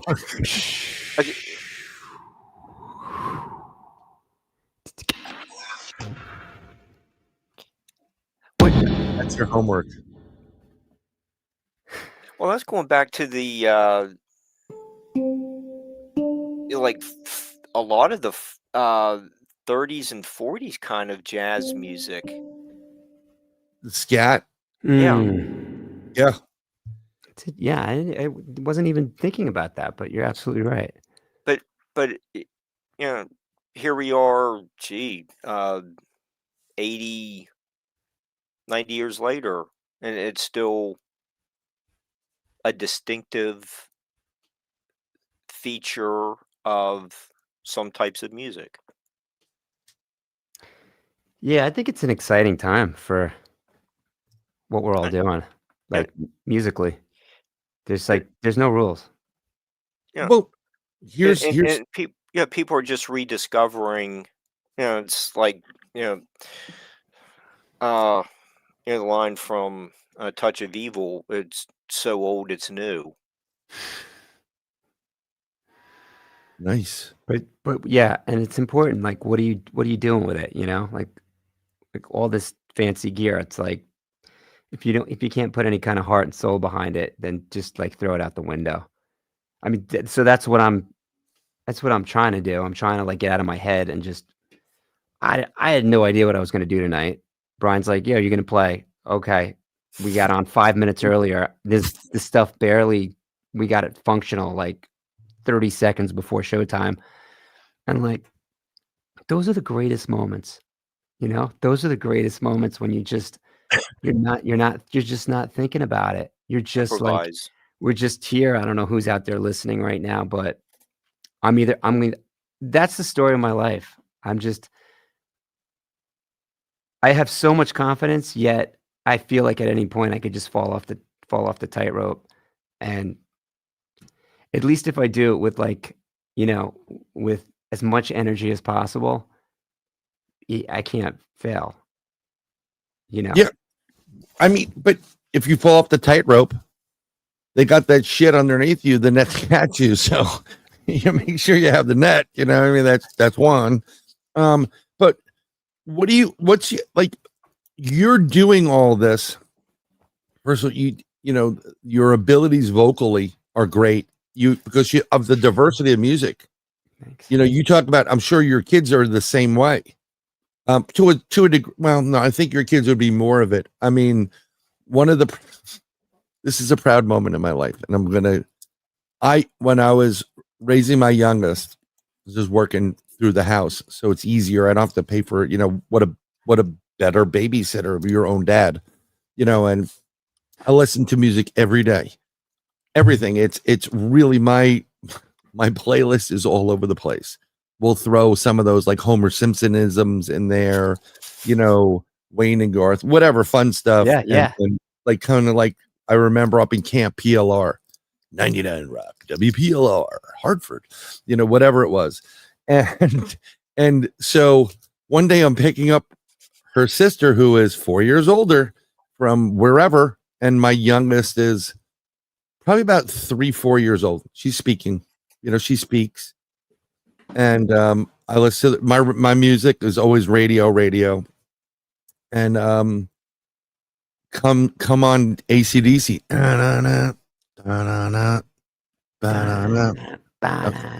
Highway to Hell, right? You know, and out of nowhere, I'm gonna take you there. Bum bum bum bum. And from the back, this little voice, I'm on a highway to hell. And I stopped my car and I turned around and she's singing Highway to Hell. And another time I'm like, holy crap. She goes, this is my jam. And I'm like, I did it right, Lord. You did proud. Something right. You did something right. I was so proud. Like the greatest thing I ever did in my life, creating a child. Wonderful gift. Don't take this wrongly. It's also your partner and whatever it is. Sure. It is nothing like it. But when you have like a 5-year-old singing Highway to Hell and they're into, like, she just discovered Stairway to Heaven. She's 12. Yeah. And she discovered the back part of it, the end part of it. And I go, have you heard it from the beginning? She goes, no. And I played it from the beginning and she's listening. It's not like my oldest who could care less what dad says. Right. But they're all very musically inclined. They have their own, you know, definitely have their own taste. But my youngest she listens to everything. She knows all this music. She knows class, everything like that. And I'm sure your kids like Trey's, like every once in a while, you know, he pulls out like whatever, like, is that Duke Ellington? Yeah. I just, you got to listen to this stuff. And I love the fact you bring all it into this magical world. Your studio, tax write-off, studio. It's a studio. This is a business expense. We're going to be hiring Glenn, and if you see how we do this, I'd like to. But what do you think of the future and the AI, the use of AI at this point? Yeah. What's your impressions of that, and how does that? Is that good, bad, or indifferent in your, like, you know, your assessment? Yeah. So it's just going to keep proliferating and getting bigger and more sophisticated. And I think I'm doing my best to embrace it. You know, I mean, like some of these, I think you have to get your head and hands and heart around it, you know, and like the way I look at it is, how can it make me a better musician? I mean, right. You know, the Suno thing is not going away. You know, I mean, people are making music. Like my friends that are musicians are freaking out over this Suno stuff, like typing in prompts and, you know. No, it has its place. Yeah. But it's also bad. It's like, oh God, I'm going to be out of a job. Or the thing we talk about, Brian, Danny and I were talking about it, like the live performance of watching people play and sweat and have, you know, and bleed. Like, yes, if I mean, the day that people would be able to, you know, when they don't care and they don't want to substitute a robot for that kind of thing, is the day that's a concerning moment. That's the day the music dies. You know, I don't know, man. That's sort of like the barometer for me, because it's like, yeah, anybody can go in the studio and prompt and do that, but like, what are you doing with it? Like, what I also like. I think it's the journey of creating the music. I mean, it's like therapy. It's like what I don't get a lot of enjoyment out of typing when I could. You know, I have the idea in my head. I just go down. I got my drum kit right over there. I just sit down on my drum kit and I play it. But I do understand why people who don't play would be like, this is insane. I could actually just say, like, I could be a producer now and say, type me a Taylor Swift song with a pop chorus and this and that, and come pretty, maybe not nail it, but come really close. Forget about it. I mean, people are gonna eat that stuff up completely. But my enjoyment is I gotta put my glasses back on. What is no, you don't have to. I'm just saying that this is the app I use. All the time. It's called Voice Recorder. Oh, okay. It hooks up to the car because I don't always have an instrument with me or something I can whatever. Yeah.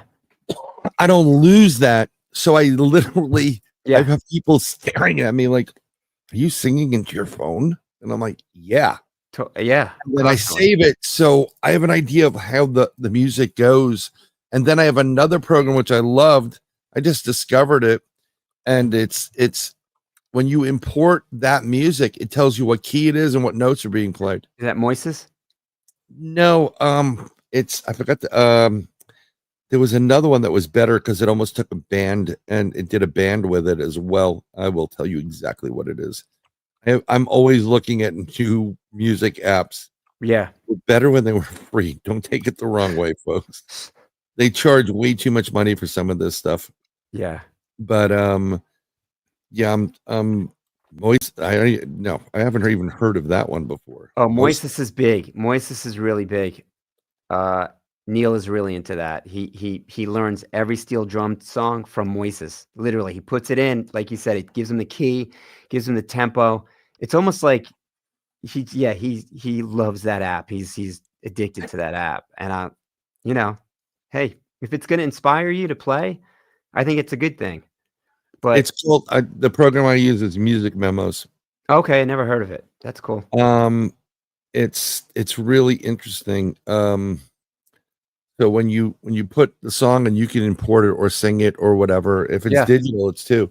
And then you can get they give you the chords if you want. They're a little bit too formal.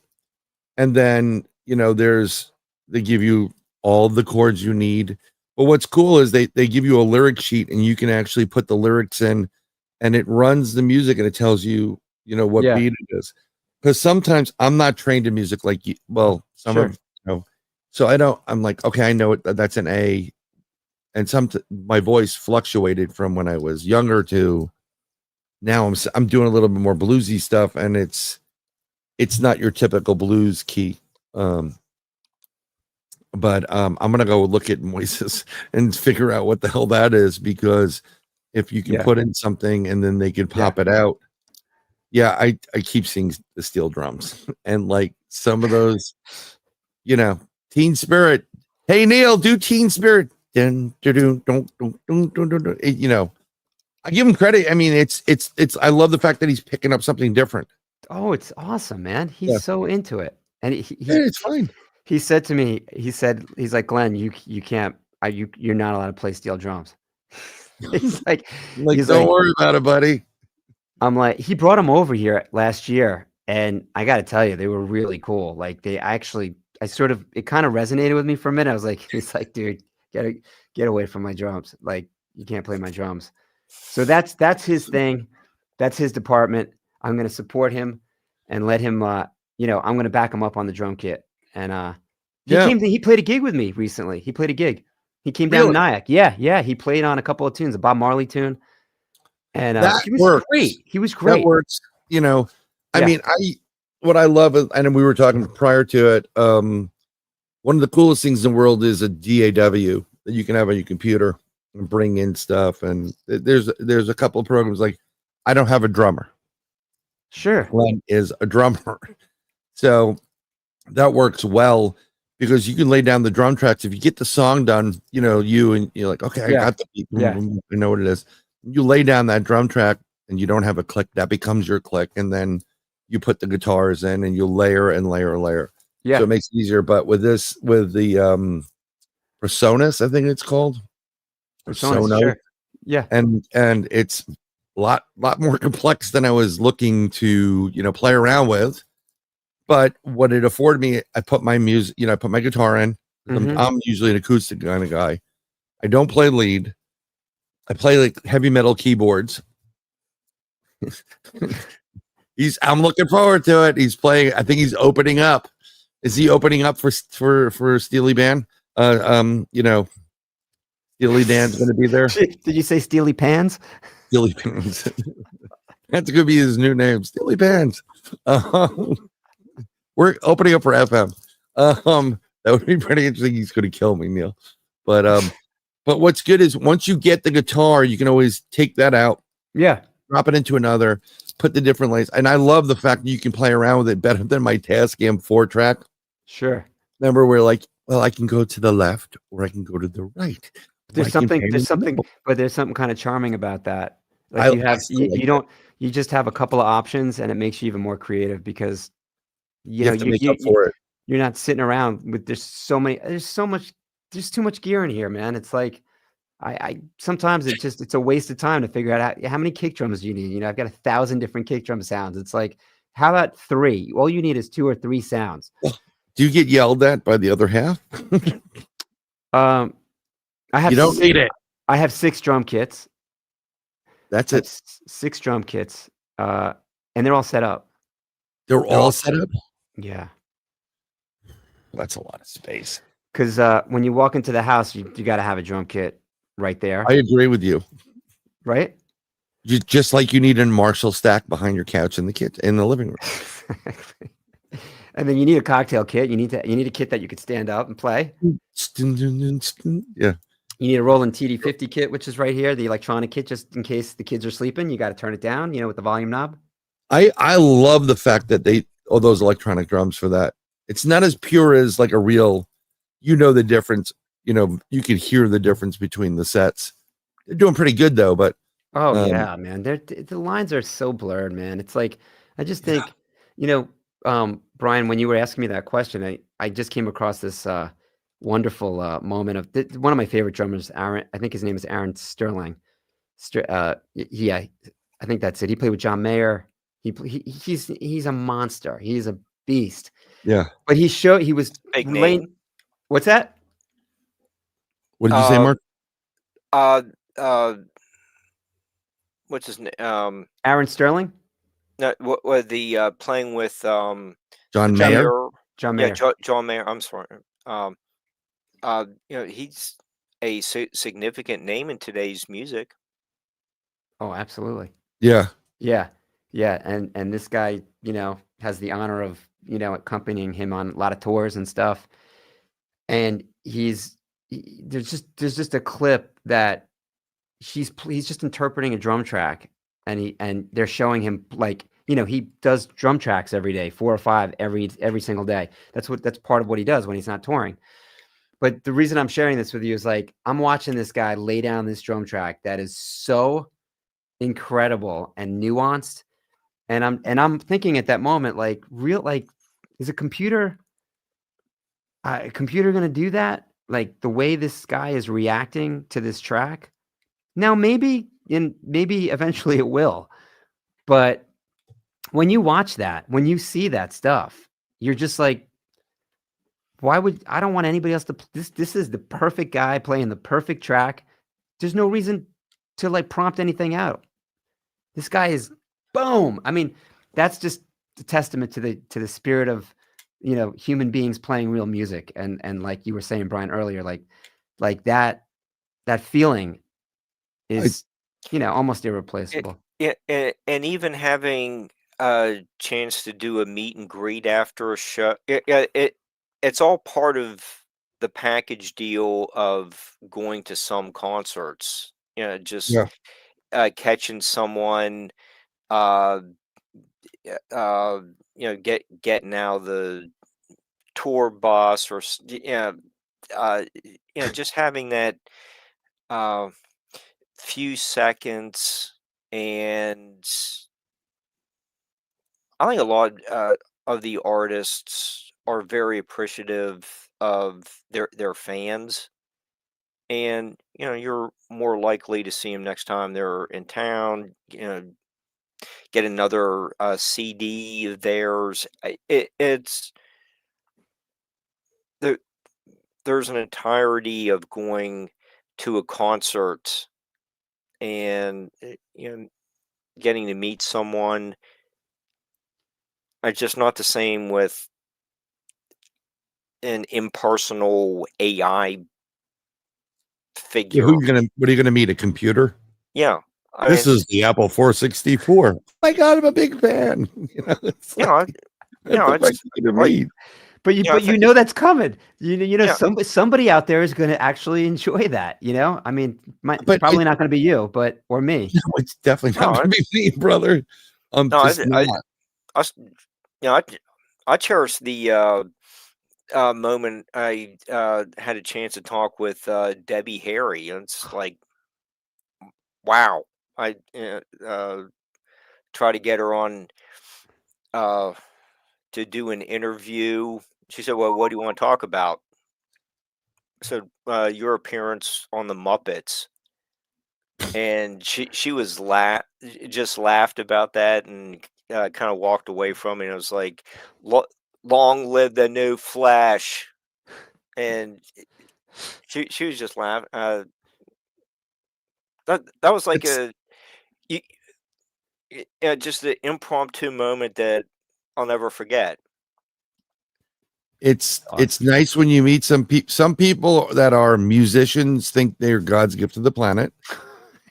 I've met some of these people. I'm like, I don't care who you are. No disrespect to what you've done. I used to talk to Bryan Setzer all the time. One of the nicest guys I've ever met. Wow, that's nice to hear. We scared the crap out of Mick Jagger.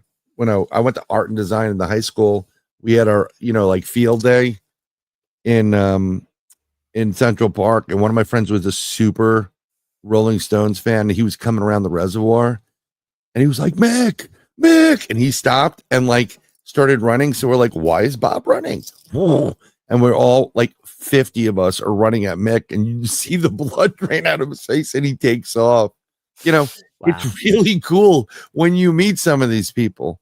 When they're really cool and chill, it's even better. I mean, one of my heroes, I think one of the greatest albums ever made, Brampton Comes Alive. Ooh. Call me crazy. You're not crazy. You're not crazy. That built the Hafler amp for my dad, built his amps, Peter Frampton's amps.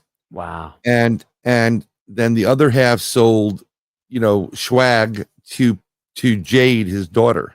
Wow. I'm like, can you please get him to sign it? Or I just love to meet him and say thank you for the music. I love what you're saying. Like, it's, I think when they started bringing screens up, which were great, I think that desensitized people between the humans and the screen, because when you see them on screen for some reason, right, it's like, oh, that was great, and all you're doing is watching a monitor. And eventually we're going to be watching these things at home and go, what a great concert. I'm like, no, it wasn't. If you can't bring a fucking lighter with you anymore, and now they put their phones up, okay, whatever. But I think this long live the music, long live, what you're doing. Where is your next for vibration? We're talking about possibly a winter solstice, and I will definitely keep you posted on that if and when it happens. I think it's going to happen. It's right around the corner. So it's sort of brewing right now. We're discussing it. But yeah, we had a great run outside, with the weather and all. We had a really nice run up at the Valley Rock Inn for a little bit. And then, interesting sort of one-off moments, around New York playing. Yeah, why not? It's the band is growing too. It's exciting, Mark. It's like people are coming out and hearing about it, and they're like, what's going on here? This is this is a little different. It's I feel like everybody's in the band. Everybody that plays with me, even if you're not playing, you're in the band. You're in the band. You know what I'm saying, Bryan. Yeah, it's I really wanted to go. I wanted to see you what you do, say hi, and whatever. And I would have been, I would have had a freaking Australian Labradoodle with me, but I would be banging on, something. Well, someone like, if Mark was just you just drumming, you always do that. People play air guitar, you can play air drums too. It's the same thing. And I love the fact you got people dancing in there, and it's a lot of people dancing. Yeah. Why not? It's like when it's all said and done, people like after a while you get tired and you come down a bit, and you still takes time while you're driving home or going home, but people go to sleep that night going, wow, that was great. Thank you. Like Glenn is great. Glenn. And it's like, no, it's not just me. It's you. I'm the match. You're the tinder and the kindling, and you built the fire. It's within you, right? I mean, that's what I'm thinking. Think about how many people just want to play and belong to that's community, right? Yep. And this is the most, like we talked about earlier, it's so egoless. It's not at all about how fast you play or how skilled you are. It's inclusive. It completely. Yeah. It's we're all there to really support each other, and every groove, every journey is different. Like I said, if you asked me to play another 10 different melodies, I wouldn't. It would be all different and interesting. Totally different. And they'd go down different paths. And I am reacting to people that are kind of feeding the energy back. So it's kind of cool. I wish there was I think the future of this whole podcast broadcast thing is that interaction. And I think what's going to happen, I can't wait I think this would be really cool for you and for Vibration. When we finally get those holographic TVs where we could literally meet holographic wise. I could be in my house in Florida, and I could join you in Nayack and play the drums. How freaking cool is that going to be? Oh yeah. Yeah. It's coming. It's going to be wonderful, Light. I can't thank you enough. I don't want to keep you any longer than you have to be up. This has been wonderful. I appreciate you and all you do. I support you anytime you want to come on, even if you want to drop a bomb or whatever. No, seriously. I mean, that's what I'm trying to do. I have a website. I'm like, I'm not building it. I don't need to build this crap. I do this. And then, we're trying to do things organically. So we're growing slower. Yeah. I wish I can consolidate all my other shit, because I'd be, at the 10,000 mark on different channels that I've created over the years. But I don't, like I said before, I don't want to just do paranormal stuff. I want to do human interest. I want people to feel good. I love it, Bryan. I love it. I really appreciate you reaching out and being so patient and love you to death. I love you too. Yeah, I do, love man. the family to death. Look at a Florida run. Spring break's good. No. All seriousness. Yeah. You guys go. You know what you do? This is going to be good. Let's do this. What happens when all our family members take an RV together and we go on a road trip? We get you, Steve, all your sisters, your brothers, and we just amp up the whole freaking thing. We went to the RV show because they have a ton of them down here. Yeah. I can just picture you guys rolling down 95 and just playing on the roofs of the top of the RVs. I'm down. Twist my arm. Iron Maiden? No, it's these guys with the RV. Yeah, it's great. That's a good one, man. That's a good one. That's one of my favorites to play.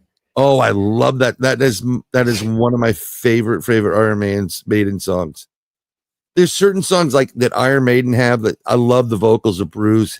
I love Dio in certain phrasing of some of that stuff. It's like I don't love everything from some bands, but I love certain things like War Pig is just like and it's classic. It's classic. When you hear it, my daughter heard it, she goes, she's like, she heard it, start going, and she goes, this is amazing. And I'm like, yeah, it is. I gotta meet your daughter. You gotta meet her. She's awesome. That's awesome. Gordon's awesome. She's listening to great music. She listens to everything, and she heard The House is Rocking, Stevie Ray Vaughan, and then right after that, he did a double pack, like Mary Had a Little Lamp, and And she's like, this guy's a great guitarist. And I'm like, yeah, he is.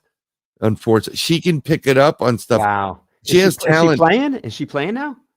She doesn't play anything. She wanted a drum set, and I wanted to get her a drum set, and I kind of got vetoed. So, okay. Yeah, we're going to get here, Mr. Love over here. This is the plan. You get all of you. You get you, Steve, Danny, Neil, steel drums, and anybody else you can pick up. You guys do it. Do videotape it, make it into a show, and all you're doing is jamming at RVs, and that's the gig. And you're bringing this vibration to the world. I'm telling you, people need it. Oh man, in this day and age with all the crap going on, I know. People need it. I know. And If everybody, people had everybody just coming together, everybody just vibing and leaving their stuff at home. Yeah, it's just but and then the world, everybody's like, you're always making jokes, Brian. You're always talking. Yeah, I am. And he goes, are you ever serious? I'm like, if I'm ever serious, we're in trouble. I'm going to tell you straight up, we're in a lot of trouble, because I like that feeling. I like the vibe. That's what I've been saying to you. Like when I was kind of begging you, like, come on the show. And you were like, well, like, come on, this is what I've been trying to do. And it's the truth. Yeah. No, I feel it. I feel it from you. Yeah. So I thank you again. I'm going to let you go off into the night. I don't know how cold it is up there, but we're getting to 40 degrees next week. I know. Yeah. I'm going to love it. I'm going to sit outside in shorts. It's going to be like camp in August. You get ready for that reunion. It's coming around again, right? I don't know. I mean, I know the summer, hopefully this summer they have something. Yeah. Up there, which would be great, because all you guys have to do is come down from fucking Great Barrington or Lee or wherever the fuck you guys are at the, like the huge estate over there with amps all over the place. Man. But it would be awesome. Fun. We got to jam again, man. You got to get your guitar out and let's, I went out and I was looking at, I saw on the West Coast, there was a couple of guitar places. I love going to tag sale type of things or whatever and seeing what you can find. I'm going to leave you with this one thing. Yeah. I'm in Maine with the other half many years ago. We're going to Canada. So we're driving up this long road, Route 9, to get to Canada because we're going to go to New Brunswick. And we stop and there's like a tag, like rummage sale. Yeah. So we stop there and she's looking for whatever the crap women look for. And I see something. I see that yellowy, looks like that smoke stained lacquer. And I'm like, that's a guitar. Open it up. And it's a 63 Fender, I think Strat or something like that. And I'm looking at it, I picked it up, I looked down the neck, and then they had something else. So they had like an Ovation-ish something. And I'm like, how much for this one? It was in a pile of stuff. She goes, 100. I said, well, can you do 100 for two? She's like, yeah, I'll give you 100 for two, because I'll buy another guitar. I'll just give it away to somebody. And I go, give me $100. I didn't stop at an ATM. We just drove.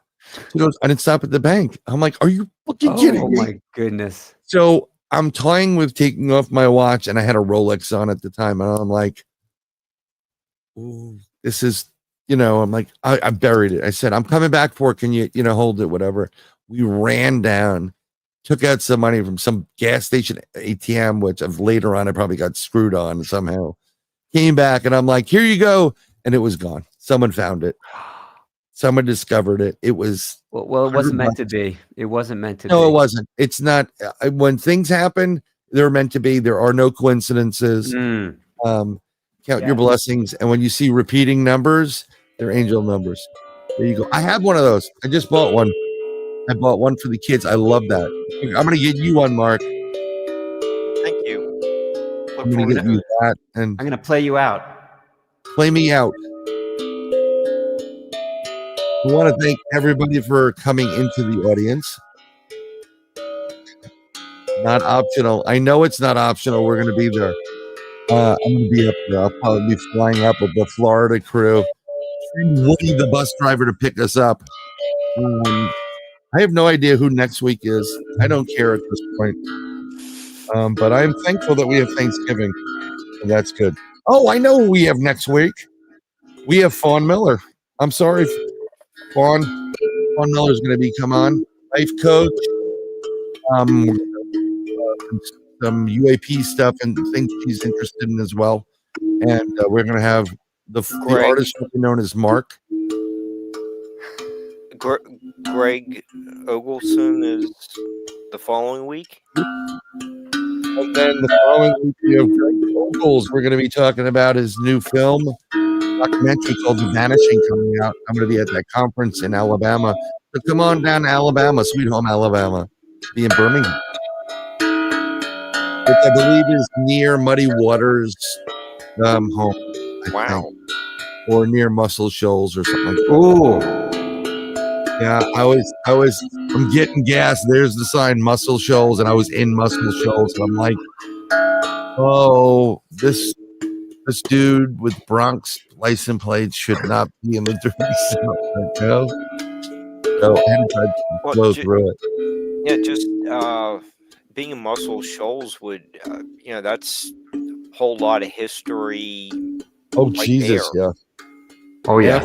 Yeah, I was there, and then I went to, I was on my way to Georgia because I was spending the night there. Once I left Georgia, Atlanta, I almost went to the Allman Brothers place, which was just like the Southern Rock tour. You know, probably would have had to pick up my cross and, white shoes after that episode. Should I bust in a whipping post right now? You can. I've been run down. You gotta get that B3. I've been lying.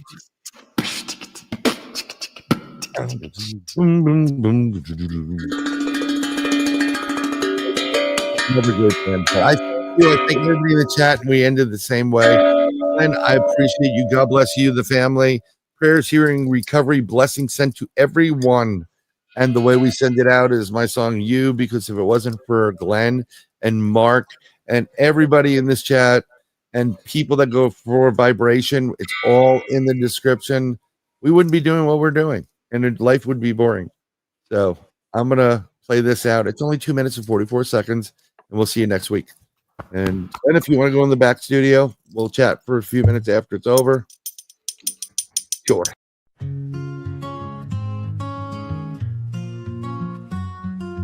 You, it's always been you. God showed me you. I have been searching decades for you. I found you, I lost you. My heart is broken without you. My soul aches for you. I need you, I want you. My days are filled with you. I've seen the future with you. My home is with you.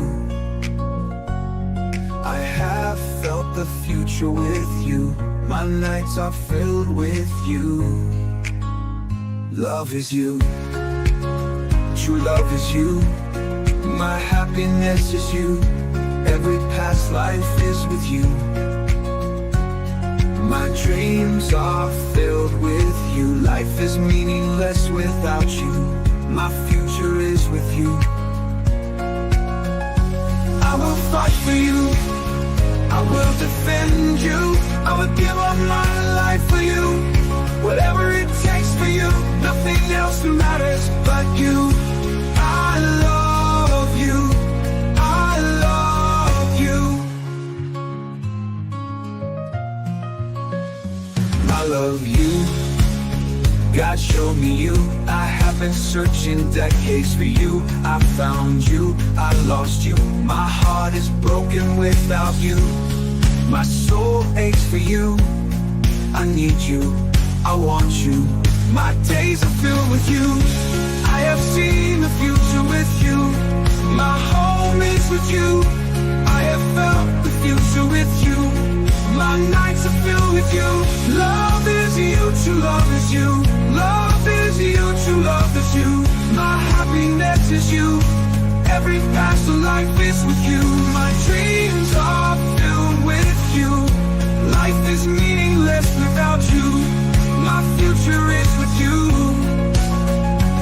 I will fight for you. I will defend you. I would give up my life for you. Whatever it takes for you. Nothing else matters but you. I love you. I love you.